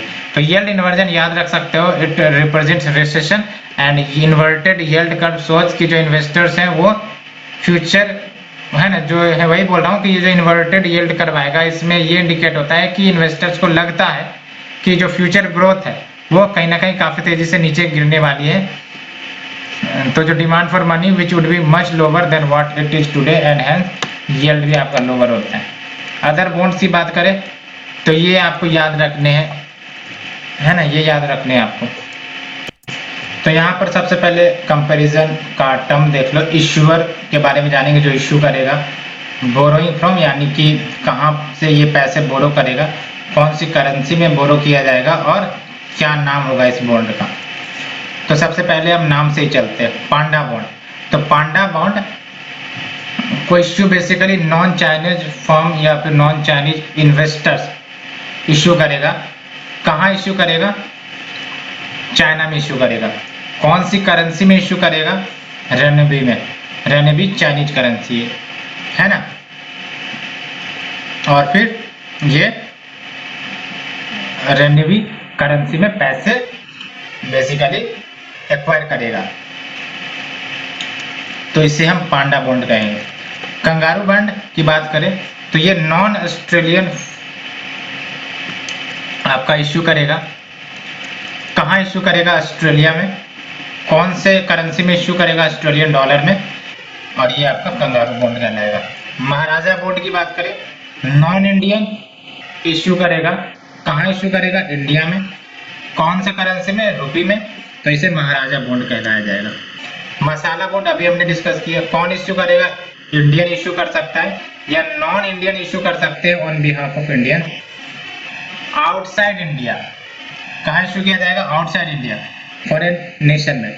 कौन सा करेंसी में? इंडियन रुपी में, तो उसे मसाला बॉन्ड कहेंगे। Now we come to the investment funds. तो इन्वेस्टमेंट फंड की वेरियस टाइप है, उससे भी डिस्कस कर लेते हैं। पहला है आपका म्यूचुअल फंड, इसके बारे में आप बार बार सुनते रहते होंगे। और जो अदर इन्वेस्टमेंट फंड की बात करें तो रीट्स और इनविट्स, इसके बारे में भी आप सुनते होंगे।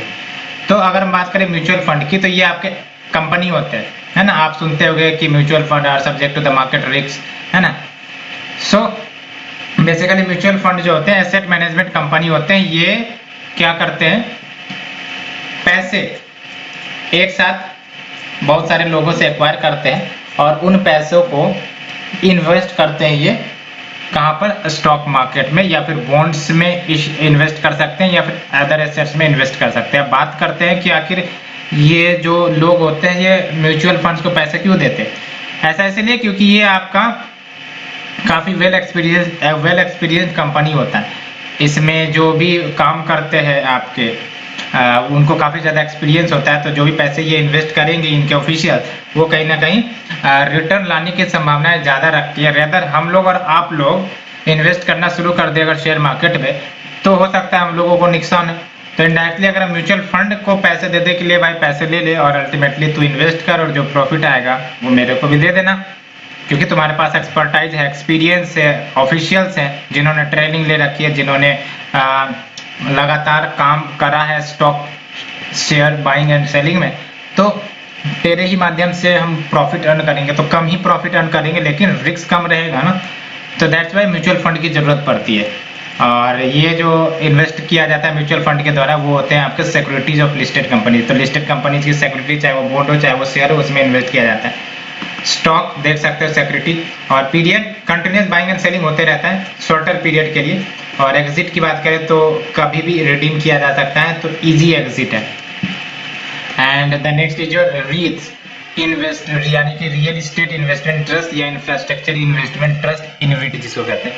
तो ये भी म्यूचुअल फंड की ही तरह होती है, जिसमें डायरेक्ट इन्वेस्टमेंट को इनेबल करती है। बट ये जो डायरेक्ट इन्वेस्टमेंट होगा वो स्मॉल अमाउंट ऑफ मनी होगा, है ना। स्मॉल अमाउंट ऑफ मनी को फैसिलिटेट किया जाएगा फ्रॉम द पीपल जो भी इन्वेस्ट करना चाहती है इन द इंफ्रास्ट्रक्चर या real estate, so that earn कर सके small portion of income as return. अब भाई साहब जब small amount of money invest की जाएंगी तो रिटर्न भी स्मॉल पोर्शन ही आएगा, है ना। तो ये जरूर याद रखना है। यहाँ पर आपको एमसीक्यू में फंसा सकता है कि यहाँ पर स्मॉल अमाउंट के बदले लार्ज अमाउंट दे देगा, आपको लगेगा कि रियल एस्टेट है तो लार्ज अमाउंट ही होंगे, सही होगा, तो गलत हो जाएगा, ठीक है। It is like a mutual fund which enables direct investment of a small amount of money in infrastructure या real estate to earn a small portion of income as return. और इन्वेस्ट कहाँ किए जाते हैं? तो जाहिर सी बात है रियल एस्टेट प्रॉपर्टी में या इंफ्रास्ट्रक्चर प्रोजेक्ट में इन्वेस्ट किए जाएंगे, और ये इनकम जनरेटिंग प्रोजेक्ट में आपका इन्वेस्ट करेंगे। और कहीं ना कहीं ये जो इन्वेस्ट किए जाते हैं रिट्स या इनविट्स में, ये लॉन्गर पीरियड के लिए, क्योंकि जाहिर सी बात है ये सब जो प्रोजेक्ट होते हैं उनको कंप्लीट होने में समय लगता है ना, जेस्टेशन पीरियड ज़्यादा रहता है, that's why. And on closure of the scheme, तो इसको सॉल्व किए जा सकते हैं स्टॉक एक्सचेंज में एट द क्वार्टर वैल्यू। अब बात करते हैं next is your Bharat bond electronic traded fund. तो Bharat bond electronic traded fund लाने का क्या ऑब्जेक्टिव था? तो बेसिकली जो पब्लिक सेक्टर अंडरटेकिंग है उनको समय दर समय फंडिंग की जरूरत पड़ती रहती है, पैसे की जरूरत पड़ती रहती है, तो इनको फंडिंग का एक एडिशनल सोर्स प्रोवाइड कर दिया जाए कि इनको जब जरूरत पड़ेगी तो ये आप फंड रेज कर सकते हैं भाया Bharat bond electronic traded fund. तो इसका एम यही था, to create an additional source of funding. और ये first corporate bond ETF Bharat में होगा, है ना, यानी कि first corporate bond exchange traded fund in India. और इसका फिक्स्ड मैच्योरिटी पीरियड होता है, लॉक इन पीरियड नहीं होता है इसमें। अब देख सकते हो कैसे ये भारत बॉन्ड ईटीएफ वर्क करता है। तो जो इन्वेस्टर होंगे, है ना, ये बाय करेंगे या सेल करेंगे Bharat bond exchange traded fund को, और ये Bharat bond exchange traded fund list करवाई जाती हैं एक्सचेंज मार्केट में, है ना। तो वहाँ से जो इन्वेस्टर होंगे या तो बाय करेंगे या फिर सेल करेंगे, है ना, डिपेंडिंग ऑन द सिचुएशन। तो यहाँ पर से इनको पैसे मिलेगा और अल्टीमेटली ये जो पब्लिक सेक्टर बॉन्ड है, भारत बॉन्ड ईटीएफ इन्वेस्ट करेगा पब्लिक सेक्टर बॉन्ड में, है ना, बिफोर स्कीम मैच्योरिटी। और अल्टीमेटली मैच्योरिटी जब हो जाएगी तो मनी जो भी इन्वेस्ट किए गए हैं अलॉन्ग विद रिटर्न्स ये इन्वेस्टर को मिल जाएंगे। Next is your hedge fund. तो hedge fund basically investment company जो इन्वेस्ट करती है अपने क्लाइंट के मनी को in alternative investment either to beat the market या फिर provide a hedge against unforeseen market changes. तो ये आपके हेज फंड हो गए। अल्टरनेटिव इन्वेस्टमेंट फंड AIF आपने सुना होगा, है ना। तो SEBI alternative investment fund regulation 2012, इसके तहत जो अल्टरनेटिव इन्वेस्टमेंट फंड डिफाइन की गई है वो है आपका एनी प्राइवेटली पूल्ड इन्वेस्टमेंट, चाहे वो इंडियन से पूल किया गया हो या फिर फॉरेन सोर्सेज से पूल किया गया हो, इन द फॉर्म ऑफ ट्रस्ट या फिर कंपनी और ए बॉडी कॉर्पोरेट और ए लिमिटेड लायबिलिटी पार्टनरशिप, जो है आपका अल्टरनेटिव इन्वेस्टमेंट फंड के रूप में कहलाया जाएगा। तो AIF को दो कैटेगरीज में भी बांटा गया है। कैटेगरी 1 AIF, जिसमें वो AIF आ जाते हैं जो इन्वेस्ट करते हैं in the areas of government and it considers economically socially and viable, जैसे वेंचर कैपिटल फंड हो गया, including angel fund, social venture fund, infrastructure fund, SEBI norms इसमें लाइटर होते हैं। दूसरा कैटेगरी 2, इसमें प्राइवेट इक्विटी फंड या डेब्ट फंड हो जाते हैं। और कैटेगरी 3 में आपके alternative investment fund such as hedge funds और फंड्स जो ट्रेड किए जाते हैं विद व्यू कि हम शॉर्ट टर्म रिटर्न्स गेन करेंगे और एक्सेसिव रिस्क ले सकते हैं तभी। और ये जो सेबी नॉर्म्स होते हैं, जाहिर सी बात है जिसमें रिस्क ज़्यादा होता है तो उसमें रेगुलेशन स्ट्रिक्टर होते हैं। And is your next sovereign wealth fund.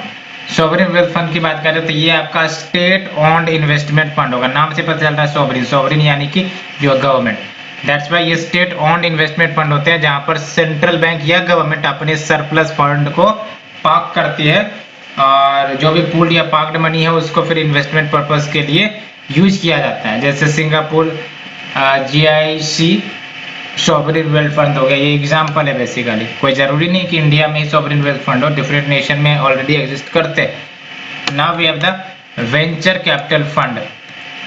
तो अगर हम बात करें वेंचर कैपिटल फंड की, तो वेंचर कैपिटल फंड ये एक इन्वेस्टमेंट फंड है जो मैनेज करती है मनी को coming from the different investor.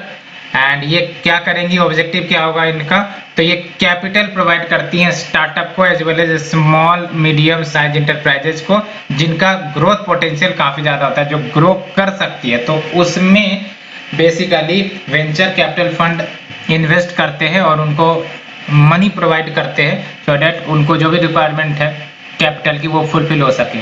और अकॉर्डिंग टू द सेबी ये जो आपका वेंचर कैपिटल फंड है, it is a fund established in the form of trust या company including a body corporate, और ये रजिस्टर करी जाती है सेबी के साथ। और जो वेंचर कैपिटल फंड होती है उनको डेडिकेटेड पूल ऑफ कैपिटल होता है और ये स्पेसिफाइड मैनर में रेज किए जाते हैं एंड रेगुलेशन जो सेबी निकालती है उसको भी फॉलो किए जाते हैं इसके तहत। एंड ऑब्जेक्टिव क्या होता है वेंचर कैपिटल फाइनेंसिंग का, तो बेसिकली जो हाई रिस्क प्रोजेक्ट है उसमें इन्वेस्ट किया जाए विद द एंटिसिपेशन कि भविष्य में हायर रिटर्न मिलेंगे। नेक्स्ट जो social venture fund. Social venture fund की बात करें तो जो नेशनल इनोवेशन काउंसिल है in partnership with ministry of micro and small medium enterprise, इन्होंने India inclusive innovation fund launch किया है which is an impact investment fund जो इन्वेस्ट करेंगी उन कंपनीज में which is catering to the country's poor. नाम से ही पता चला है सोशल वेंचर फंड है ना। और 500 करोड़ का फंड बेसिकली लाया गया है जो रजिस्टर करी जाएंगी under the market regulator, that is your SEBI alternative investment fund regulation as a category 1 venture fund के रूप में रजिस्टर किया जाएगा। और ये सोशल वेंचर्स में यानी कि वैसे कंपनी जो आपके पुअर के नीड्स को कैटर करने के लिए सर्विसेज या प्रोडक्ट्स ऑफर करती है तो उनमें इन्वेस्ट किया जाएगा, है ना। For example health care sector, food sector, nutrition, agriculture, education, skill development, energy, financial inclusion, water, sanitation, employment generation, है। तो ऐसे सोशल वेंचर जो इन सब सेक्टर्स में काम करते हैं तो ये आपका सोशल वेंचर फंड इन्हें फंड प्रदान करेगा। And next is your liquid alternative investment. तो ये जो लिक्विड अल्टरनेटिव इन्वेस्टमेंट है ये फंड है जो ऑपरेट करते हैं similarly to the hedge fund लेकिन रेगुलेट करी जाती है similar to the mutual fund and non as liquid alternative funds या liquid alternative investment. Next is your angel investor and venture capitalist. तो एंजल इन्वेस्टर के बारे में हमने बात भी की थी कि जो एंजल इन्वेस्टर होते हैं वो वैसे इन्वेस्टर होते हैं जो फाइनेंशियल बैकिंग यानी कि लिक्विडिटी कैपिटल प्रोवाइड करते हैं एंटरप्रेन्योर्स को, स्टार्टअप्स को, सो दैट ये अपने बिजनेस स्टार्ट कर सके। क्योंकि जब भी कोई स्टार्टअप बिजनेस ऑपरेट करेगा तो उनको पैसे की जरूरत पड़ती है ना। तो एंजल इन्वेस्टर्स सब जो है वो मदद करते हैं विद द मनी, बिकॉज उनके पास मनी एक्सेसिव होते हैं। और जो एंजल इन्वेस्टर्स होते हैं are usually found among an entrepreneurs family. Generally ये जो एंजल इन्वेस्टर्स होते हैं ना, जो एंटरप्रेन्योर फैमिली मेंबर्स होते हैं उसी में से ये होते हैं, फ्रेंड्स हो सकते हैं, लेकिन ये आउटसाइड देयर फैमिली मेंबर्स भी हो सकते हैं। और ये कैपिटल प्रोवाइड करते हैं, है ना, एक प्रकार से सीड मनी कह सकते हो, सो दैट उनका जो बिजनेस स्टार्टअप है जो उन्होंने सपना देखा है वो ग्रो कर सके। उसके लिए पैसे की जरूरत होती है, तो पैसे की जरूरत होगी तो जाहिर सी बात है वो कहाँ से लाएंगे, तो एंजल इन्वेस्टर्स मदद कर सकते हैं, है ना। और कैसे पैसे इनको मिलेंगे, तो बेसिकली ये शेयर इशू करता होगा और बदले में ये जो एंजल इन्वेस्टर है उनके शेयर को खरीदता है, और जितना पैसे की दरकार होगी उतना अमाउंट का वो शेयर खरीद लेंगे, है ना। इस तरीके से एंजल इन्वेस्टर जो है वो स्टार्टअप्स को मदद करती है। और इम्पोर्टेंट बात ये होता है कि ये जो एंजल इन्वेस्टर्स होते हैं ये पर्सन को देखकर इन्वेस्ट करते हैं, रेदर कि बिजनेस भविष्य में प्रॉफिट करेगा या नहीं करेगा, क्योंकि ये जो आपके एंजल इन्वेस्टर्स होते हैं ये चाचा मामा ताऊ, है ना, ऐसे कोई रिश्तेदार हो सकते हैं जिनका ऑब्जेक्टिव होता है कि भाई साहब इनके बिजनेस को ग्रो करवाना है कैसे भी करके, है ना। तो ये क्या करेंगे, इनडायरेक्टली मार्केट को इन्फ्लुएंस करेंगे, इनके शेयर इतने ज्यादा खरीदने लगते हैं ये कि शेयर मार्केट में इनका जो वैल्यूएशन है इस कंपनी का वो बढ़ने लग जाती है, जबकि ये स्टार्टअप है और स्टार्टअप में ही इसकी वैल्यूएशन अगर तेजी से बढ़ने लग रही है तो कहीं ना कहीं कुछ गड़बड़ी होती है ना। दैट्स व्हाई एंजल इन्वेस्टर पर कड़क रेगुलेशंस लगाए जाते हैं गवर्नमेंट के द्वारा। And other than investable capital, these investor provide technical advices भी कि भाई साहब ये कर लो, ऐसा नहीं हो रहा है तो वो कर लो भाई साहब। They are focused on helping the businesses succeed, तो मदद करते हैं कि बिजनेस सक्सेसफुल हो, rather than reaping a huge profit from their investment. जबकि वेंचर कैपिटलिस्ट की बात करें तो वेंचर कैपिटलिस्ट ये प्राइवेट इक्विटी इन्वेस्टर हो सकते हैं, इसका कोई रिश्ता नाता स्टार्टअप या एंटरप्रेन्योर के साथ नहीं हो सकता है, जनरली नहीं होता है। और ये इनका ऑब्जेक्टिव यही होता है कि वैसे हम इन्वेस्टमेंट तो करेंगे लेकिन पैसे प्रॉफिट के रूप में हमें आने चाहिए, हम उसी कंपनी में इन्वेस्ट करेंगे जिसका ग्रोथ पोटेंशियल ज्यादा है, जो भविष्य में ग्रो कर सकती है और अल्टीमेटली हमें प्रॉफिट प्रोवाइड कर सकती है ना। तो venture capitalist is a private equity investor जो प्रोवाइड करती है कैपिटल टू द कंपनीज, उन कंपनीज में ये इन्वेस्ट करते हैं जिसका ग्रोथ पोटेंशियल काफी ज्यादा होता है in exchange for an equity stake. और this could be funding startup ventures या फिर सपोर्टिंग द स्मॉल कंपनी जो एक्सपेंड होना चाहती है but do not having the access to equity market, तो ये कहीं ना कहीं फंडिंग स्टार्टअप वेंचर्स इनको फंड कर सकते हैं। एंड वेंचर कैपिटलिस्ट ये प्रॉफिट मेकिंग में इंटरेस्टेड होते हैं, है ना, rather than person unlike the angel investor. And venture capitalist ये रिस्क भी लेते हैं in investing in such companies because they can earn a massive return, अगर ये बिजनेस या कंपनी सक्सेड हो गई तो। Now we have the ESG, environment social and governance fund, तो ये एक प्रकार से म्यूचुअल फंड का ही टाइप है। और जो भी इस फंड में इन्वेस्ट किए जाते हैं, जो भी ये फंड में इन्वेस्ट किया जाएगा वो इस्तेमाल किए जाते हैं इन the form of sustainable investing या फिर सोशली रिस्पॉन्सिबल इन्वेस्टिंग। तो इसका मतलब ये है कि जो भी शेयर हम सेलेक्ट करेंगे फॉर इन्वेस्टमेंट, जो ESG है वो शॉर्टलिस्ट करती है कंपनीज को जिसका स्कोर इन्वायरमेंट या सोशल रिस्पॉन्सिबिलिटी या कोऑपरेट गवर्नमेंट्स में काफी अच्छा होता है, उनको सेलेक्ट करी जाती है, उसके बाद उनके फाइनेंशियल फैक्टर्स को देखा जाता है। और ये फंड जो है आपका सेबी के द्वारा रेगुलेट होता है। And first ESG mutual fund ये लॉन्च करी गई थी स्टेट बैंक ऑफ इंडिया के द्वारा, that is your SBI Magnum equity ESG fund. Now we have the measures of market volatility, तो बेसिकली ये जो VIX है जो आपका मार्केट वॉलेटिलिटी को मेजर करेगा, यानी कि इसी को कहते हैं वॉलेटिलिटी इंडेक्स। तो इट इज एन इंडेक्स जो मेजर किए जाते हैं वॉलेटिलिटी को जो मार्केट में हो सकती है, वॉलेटिलिटी एक्सपेक्टेशंस को मेजर किया जाता है मार्केट का। और ये जो वॉलेटिलिटी है ये सिग्निफाई करती है rate and magnitude of the change जो स्टॉक प्राइसेस में हो सकती है या फिर इंडेक्स वैल्यू हो सकती है। और इंडिया VIX ये लॉन्च करी गई थी नेशनल स्टॉक एक्सचेंज के द्वारा, याद रखना है आपका 2010 में, है ना। और जो इंडिया VIX है इंडिकेट्स की जो इंडियन मार्केट वॉलेटिलिटी है फ्रॉम द इन्वेस्टर परसेप्शन, तो इन्वेस्टर के परसेप्शन के आधार पर ये आपका इंडिया VIX इंडिकेट करती है कि भारत की मार्केट वॉलेटिलिटी कैसी है। And volatility and value of India VIX ये पैरेलली मूव करते हैं, यानी कि ये ग्रो करेंगे इन द VIX वैल्यू तो इसका मतलब ये हुआ कि market is highly volatile in the near future. और अगर आपका VIX वैल्यू कम हो रहा है तो इसका मतलब वॉलेटिलिटी कम हो सकती है नियर फ्यूचर में। Now we have the depository receipt. तो डिपॉजिटरी रिसिप्ट की बात करते हैं तो ये आपका नेगोशिएबल फाइनेंशियल इंस्ट्रूमेंट होता है जो कंपनी के द्वारा इश्यू करी जाती है इन ए फॉरेन जुरिडिक्शन। और कहीं ना कहीं ये मैकेनिज्म होता है फॉर रेजिंग फंड। कैसे ये फंड रेज करे जाएंगे, तो फॉरेन इन्वेस्टर्स को ये टैप करेंगे who otherwise may not be able to participate in the domestic market। तो डिपॉजिटरी रिसिप्ट के टाइप की बात करें तो देख सकते हो, पहला है आपका ग्लोबल डिपॉजिटरी रिसिप्ट, जो दूसरा है इंडियन डिपॉजिटरी रिसिप्ट, तीसरा है अमेरिकन डिपॉजिटरी रिसिप्ट। तो नेगोशिएबिलिटी की बात करें तो ये जो GDR है वो नेगोशिएबल है ऑल ओवर वर्ल्ड, है ना। और कहाँ पर ये इश्यू करी जाती है आपका, तो यूरोपियन कंट्रीज में। पर्पस क्या होती है, तो ये कंपनीज को मदद करती है कि जो भी रिसोर्सेज आपको एक्वायर करने वो एक्वायर कर सकते हैं ऑल ओवर द वर्ल्ड। और ये लिस्टेड है आपका LSE में, लंदन स्टॉक एक्सचेंज में। एप्लीकेशन की बात करें तो ये अप्लाई करी जाती है by the company all over the world including India as well. Next is Indian depository receipt. तो इंडियन डिपॉजिटरी रिसिप्ट आपका नेगोशिएबल है ओनली विद इन इंडिया। और कहाँ पर इश्यू करी जाती है, इंडिया में ही। पर्पस क्या होता है, फॉरेन कंपनीज को मदद करे कि भाई साहब आपको अगर भारत से रिसोर्सेस एक्वायर करने हैं, मनी एक्वायर करने हैं, कैपिटल एक्वायर करने हैं, तो आप एक्वायर करो। और IDR will be listed in the NSE national stock exchange में इश्यू लिस्ट किया जाता है। एप्लीकेशन की बात करें तो Indian companies will not apply for Indian depository receipt, क्योंकि ये फॉरेन कंपनीज के लिए है ना, उनको जरूरत है तो वो इसके लिए अप्लाई करेंगे।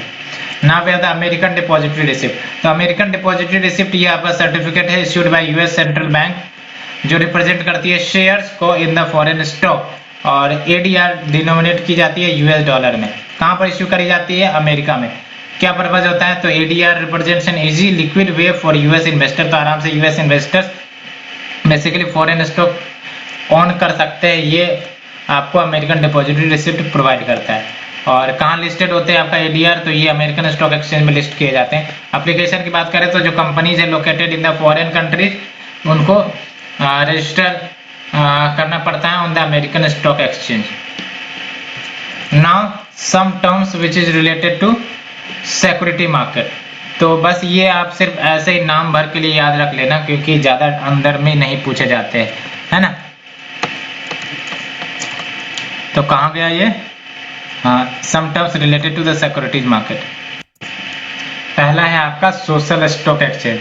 तो सोशल स्टॉक एक्सचेंज नाम से पता चल रहा है, it is a platform, exchange platform है जहां पर जो सोशल इंटरप्राइजेज है, यानी कि वैसे इंटरप्राइजेज जो सोशल सर्विसेज में एंगेज है, लाइक हेल्थ केयर, एजुकेशन, है ना, उनको अगर फंड रेज करना हो तो वो सोशल स्टॉक एक्सचेंज में लिस्ट करवाकर फंड रेज कर सकती है from the public under the regulation of SEBI. जो दूसरा है आपका ऑपरेशन ट्विस्ट, ये आपका काफी ज्यादा न्यूज में रहा था, इसलिए आप इस पर अच्छे से तैयारी कर ले। तो ऑपरेशन ट्विस्ट में और कुछ नहीं बल्कि जो भी गवर्नमेंट सिक्योरिटीज होती है उसका साइमल्टेनियस RBI क्या करता है, सेल भी करता है। और जब सेल किया तो बदले में पैसे आया और उसी पैसे से उसने गवर्नमेंट सिक्योरिटीज को खरीद भी लिया। तो साइमल्टेनियस सेल एंड परचेज जब होती है गवर्नमेंट सिक्योरिटीज की इन the economy, in the security market, तो ऑपरेशन ट्विस्ट का नाम दिया गया है RBI के द्वारा इसे। और इसमें सेल किसका होता है, सेल होता है आपका शॉर्ट टर्म सिक्योरिटीज का। और जो भी पैसे इसे सेल कर आएंगे उस पैसे से लॉन्ग टर्म गवर्नमेंट डेब्ट इंस्ट्रूमेंट खरीद लिए जाते हैं। ऑब्जेक्टिव यही रहता है कि जो लॉन्ग टर्म यील्ड है उसको कम किया जा सके, है ना। तो ऑब्जेक्टिव याद रखना है, to bring long term yield lower. और इस मैकेनिज्म में शॉर्ट टर्म सिक्योरिटीज ट्रांजिशन करी जाती है into the long term securities में, है ना। और operation twist basically for the first time 1961 में यूज किया गया था US फेडरल रिजर्व के द्वारा, यानी कि US का ये कंसेप्ट है to strengthen the US dollar and cash flow economy में हो उसे स्टिमुलेट करने के लिए। इम्पैक्ट क्या होता है, तो people can avail the long term loan. Long term loan basically buying houses, है ना। तो हाउसेस खरीदना है तो ये लंबा चलता है, आपको ही पता है। या कार या फाइनेंसिंग प्रोजेक्ट लोअर रेट पर। दैट्स वाई, यही ऑब्जेक्टिव तो है कि लॉन्ग टर्म इंटरेस्ट रेट को कम किया जा सके, तभी तो लोग हाउस खरीदेंगे, कार खरीदेंगे, और ये सब जब खरीदेंगे तो इकोनॉमी में डिमांड बढ़ेगी, है ना, प्रोडक्शन बढ़ेगा, तो ये ऑब्जेक्टिव होता है। तो this will lead to boost in consumption and spending in the economy which in turn will revive the growth. Now we have the public credit registry. तो पब्लिक क्रेडिट रजिस्ट्री ये basically database होता है credit information का for India, जो accessible होते हैं all stake holders को, और कहीं ना कहीं ये बैंक को मदद करता है in credit assessment and pricing and marketing risk based provisioning as well. और वाई एम देवस्थली कमेटी ने सजेस्ट किया था कि भाई साहब पब्लिक क्रेडिट रजिस्ट्री हो, तो ये याद रखना है ना। तो public credit registry is your database of credit information for India that is accessible to the all stakeholders. And insider trading की बात करें तो ये माल प्रैक्टिस होती है बेसिकली, जहां पर जो सिक्योरिटीज का ट्रेड है वो नॉन पब्लिक इंफॉर्मेशन या कॉन्फिडेंशियल इंफॉर्मेशन के आधार पर किया जाता है ना। नॉन पब्लिक इंफॉर्मेशन यानी वैसे इंफॉर्मेशन जो पब्लिक के सामने रखे नहीं गए और बाद में because of that miss information कहीं ना कहीं उसका नुकसान होता है, तो ये होता है आपका इनसाइडर ट्रेडिंग, है ना। तो याद रखना है, it is malpractice where trade of securities is done based on non public information या फिर confidential information छुपा के रखी गई, और उसके बाद इस और याद रखना आपको ये इलीगल है। और अंडर राइटर की बात करें तो इंडिविजुअल और इंस्टीट्यूशन जो रिस्क अंडरटेक करते हैं which is associated with investment या loan in lieu of a premium, premium के लालच में जो रिस्क लेने को तैयार है और वो इन्वेस्टमेंट करेंगे तो उनको अंडर राइटर कहते हैं ना। It can B an individual और एन इंस्टीट्यूशन जो अंडरटेक करते हैं रिस्क को एसोसिएटेड विद इन्वेस्टमेंट या loan in lieu of a premium. Hedging की बात करें तो ये फाइनेंशियल स्ट्रेटजी होता है रिस्क मैनेजमेंट का, और इसकी मदद से वो ऑफसेट कर सकते हैं, मिनिमाइज कर सकते हैं या फिर लॉसेस को रिड्यूस कर सकते हैं because of the adverse price movement. Now we have the dated securities. तो डेटेड सिक्योरिटीज की बात करें तो ये लॉन्ग टर्म सिक्योरिटीज या बॉन्ड हो सकती हैं गवर्नमेंट की, और इसमें आपको फिक्स्ड या फिर फ्लोटिंग कूपन रेट या इंटरेस्ट रेट हो सकता है। और ये जो सिक्योरिटीज इश्यू करी जाती है गवर्नमेंट के द्वारा, it can be by the central government या the state government to mobilise the fund, और जो इंटरेस्ट पे करी जाती है वो फिक्स्ड होती है, और जो percentage of the face value of the security उस टर्म में होती है, और इंटरेस्ट पे की जाती है रेगुलर इंटरवल पर, यूजुअली हाफ ईयरली में पे करती जाती है। एंड जो टेन्योर है डेटेड सिक्योरिटीज का वो 30 इयर्स तक हो सकता है, लेकिन मोस्ट कॉमन टेन्योर 5 इयर्स और 10 इयर्स के होते हैं। दैट्स व्हाई ये लॉन्ग टर्म सिक्योरिटीज या बॉन्ड कहलाते हैं। Now we have the gilt edge security. तो बेसिकली गवर्नमेंट सिक्योरिटीज ये इंस्ट्रूमेंट्स होती हैं which is issued by the government so that money को अगर बोरो करना है फ्रॉम द मार्केट वो बोरो कर सकती है। तो गवर्नमेंट जब सिक्योरिटीज इश्यू करती है तो उन्हीं सिक्योरिटीज को और कुछ नहीं बल्कि गिल्ट एज सिक्योरिटीज कहते हैं, है ना, याद रखना है। क्यों? बिकॉज इन सिक्योरिटीज को जो भी सब्सक्राइब करेगा वो पैसे एश्योर्ड है कि मिल ही जाएंगे, क्योंकि गवर्नमेंट तो डिफॉल्ट नहीं करती है इन जनरल। दैट्स वाई इसको गिल्ट एज सिक्योरिटीज कहते हैं। And high rate of return हो सकता है, देयर इज 100% लिक्विडिटी की वजह से आप मैच्योरिटी होने के बाद आपको मिल ही जाएंगे। अब इसका दो टाइप हो सकते हैं, short term government security, for example आपका ट्रेजरी बिल है एंड इसका मैच्योरिटी लेस देन 1 ईयर होता है। And they are 3 main treasury bills in India, जैसे 91 डेज, इसको 2 से मल्टीप्लाई करो 182 डेज, और इसको अप्रोक्स 4 से मल्टीप्लाई करो तो आपका 364 डेज हो जाएगा, है ना। दूसरा है आपका लॉन्ग टर्म गवर्नमेंट सिक्योरिटीज, इसको गवर्नमेंट बॉन्ड कहते हैं या फिर डेटेड सिक्योरिटीज कहते हैं, अभी हमने डिस्कस भी किया। And they have a maturity period of 5 years, तो 5 साल, 10 साल, 15 इयर्स, 30 इयर्स का मैच्योरिटी हो सकता है। सॉवरेन बॉन्ड की बात करें तो सॉवरेन बॉन्ड बेसिकली स्पेसिफिक डेब्ट इंस्ट्रूमेंट होता है, और जाहिर सी बात है ये सॉवरेन बॉन्ड गवर्नमेंट के द्वारा इश्यू करी जाती है, और ये फॉरेन या फिर डोमेस्टिक करेंसी दोनों में डिनोमिनेट कराई जा सकती है। And just like other bonds ये भी बायर को सर्टेन अमाउंट ऑफ इंटरेस्ट पे करने का प्रॉमिस करती है for a number of stipulated years, and उसके बाद मैच्योरिटी होने पर ये फेस वैल्यू जो भी होगी इस बॉन्ड की उसको रिटर्न भी कर दिया जाएगा। एंड यील्ड जो है बॉन्ड का वो डिपेंड करती है प्राइमरली 3 फैक्टर्स के ऊपर। क्रेडिट वर्दीनेस क्या है उस बॉन्ड की, है ना, यानी कि जो इश्यूइंग कंट्रीज है क्या वो डेब्ट को रिपे कर सकता है, वो रिप्रेजेंट करता है उसके क्रेडिट वर्दीनेस की। हमने क्रेडिट तो दिया लेकिन क्या वो रिपे करेगी, तो अगर रिपे करने की क्षमता है तो हम इंटरेस्ट रेट कम रखेंगे, अगर क्षमता नहीं है तो इंटरेस्ट रेट बढ़ा के देंगे, है ना। और ये क्रेडिट वर्दीनेस कौन जारी करता है? Credit rating agency. है ना, जैसे मूडीज हो गया आपका, है ना। And next is your country risk. Country risk में आपका एक्सटर्नल फैक्टर, इंटरनल फैक्टर, जैसे लेट्स से कि कोई अनरेस्ट है, वॉर चल रहा है, तो वहां पर क्यों इन्वेस्टर इन्वेस्ट करेंगे, तो वहां पर ऑलरेडी इन्वेस्टर इन्वेस्ट नहीं करना चाहेंगे, क्योंकि वहां पर अगर इन्वेस्ट किया तो उनको हो सकता है रिटर्न ना मिले।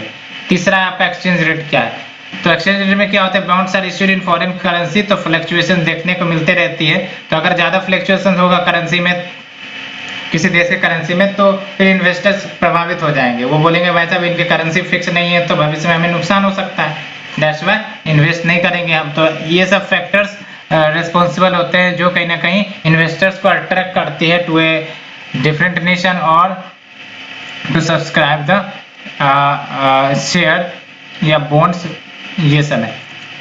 रिडीमेबल बॉन्ड की बात करें तो रिडीमेबल बॉन्ड को कॉलेबल बॉन्ड भी कहते हैं, also known as redeemable bond, and it is a bond जो इश्यूअर रिडीम कर सकती है before it reaches the stated maturity date, है नाम से पता चला रिडीमेबल, यानी कि दैट बॉन्ड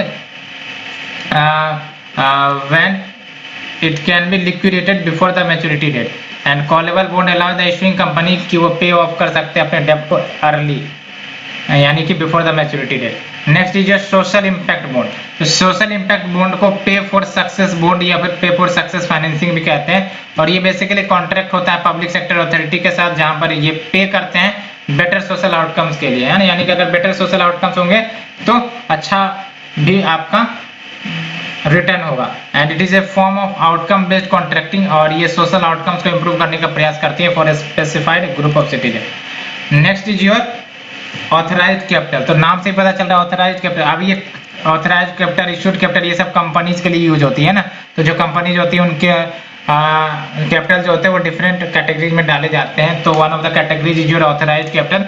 तो ये मैक्सिमम नंबर ऑफ शेयर जो कंपनी को लीगली अलाउ किया गया है टू इश्यू, तो उसको ऑथराइज्ड कैपिटल कहते हैं, है ना, याद रखना। Authorised capital is the maximum number of shares a company is legally allowed to issue, उसके ज्यादा वो इश्यू नहीं कर सकती है। जो दूसरा है इशूड कैपिटल, यानी कि share that have actually been issued by the company to the shareholder. अब यहाँ पर तो ऑथराइज्ड कैपिटल लेट से कि 100 करोड़ के शेयर को इश्यू करने की बात करी गई है लीगली, लेकिन अगर लेट से कि 50 करोड़ रुपीज के ही शेयर को इश्यू किया गया है तो वो हो गया आपका इश्यू कैपिटल, है ना। तो share that have been actually issued by the company to the share holder.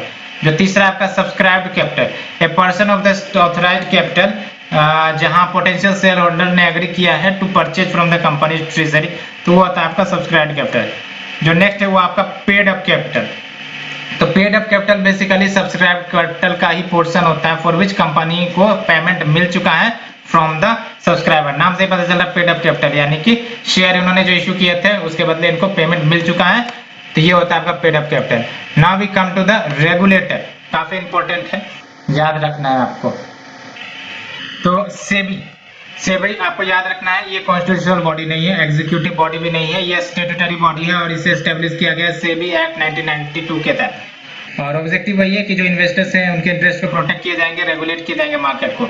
और ये क्वासी लेजिस्लेटिव और क्वासी जुडिशियरी बॉडी भी है, और SEBI Act grant wide discretion to SEBI for subordinate legislation. तो सेबी एक्ट जो है वो कहीं ना कहीं वाइड डिस्क्रिशन देता है सेबी को कि वो सबऑर्डिनेट लेजिस्लेशन भी बना सकती है, जिसको डेलीगेटेड लेजिस्लेशन भी कहते हैं। Next is your financial stability and development council, काफी इंपॉर्टेंट है प्रीलिम्स के लिए, याद रखना है। ये एग्जीक्यूटिव बॉडी है, नॉन स्टैट्यूटरी एपेक्स काउंसिल है और ये मिनिस्ट्री ऑफ फाइनेंस के अंतर्गत आती है। रघुराम राजन कमेटी 2008 में गठित करी गई थी on the objective of financial sector reform. इन्होंने बोला था कि भाई साहब आप financial stability development council create कर दो। कंपोजिशन की बात करें तो याद ये रखना है कि फाइनेंस मिनिस्टर इसे चेयर करते हैं, डिस्पाइट ये आपका एग्जीक्यूटिव बॉडी है। मेंबर देख लो, तो मेंबर जो भी आपके फाइनेंशियल रेगुलेटर्स होते हैं, चाहे आरबीआई को हो, आईबीबीआई के हो, है ना, ये सब मेंबर होते हैं। तो देख लो मेंबर्स आपको याद रखने, लेकिन ये जरूरी याद रखना है कि चेयर्ड बाय फाइनेंस मिनिस्टर। तो चेयरपर्सन देख लो कौन कौन से मेंबर हो गए इसमें, तो IBBI insolvency bankruptcy board of India के चेयरपर्सन इसमें शामिल हो जाएंगे, and head of all financial sector regulator, चाहे वो RBI, SEBI, PFRDA, IRDO, and minister of state for development of economic affairs, ये भी हैं। Secretary of finance, department of economic affairs, revenue secretary, ये सब हो सकते हैं। चीफ इकोनॉमिक एडवाइजर भी हो सकता है। तो क्या याद रखना है आपको, चीफ इकोनॉमिक एडवाइजर रख लो, और ये जो आपका head of all financial sector regulator, RBI, SEBI, PFRDA, IRDA, ये याद रख लो। बाकी चेयरपर्सन याद रखना है फाइनेंस मिनिस्टर है। एंड अगर हम बात करें नेक्स्ट बॉडी की, तो वो है आपका फाइनेंशियल एक्शन टास्क फोर्स। इसके बारे में हमने डिस्कस भी किया था। ये जो फाइनेंशियल एक्शन टास्क फोर्स है ये इंटर गवर्नमेंटल बॉडी है, 1989 में स्टेब्लिश करी गई थी G7 समिट के दौरान, यानी कि G7 का आउटकम है ये।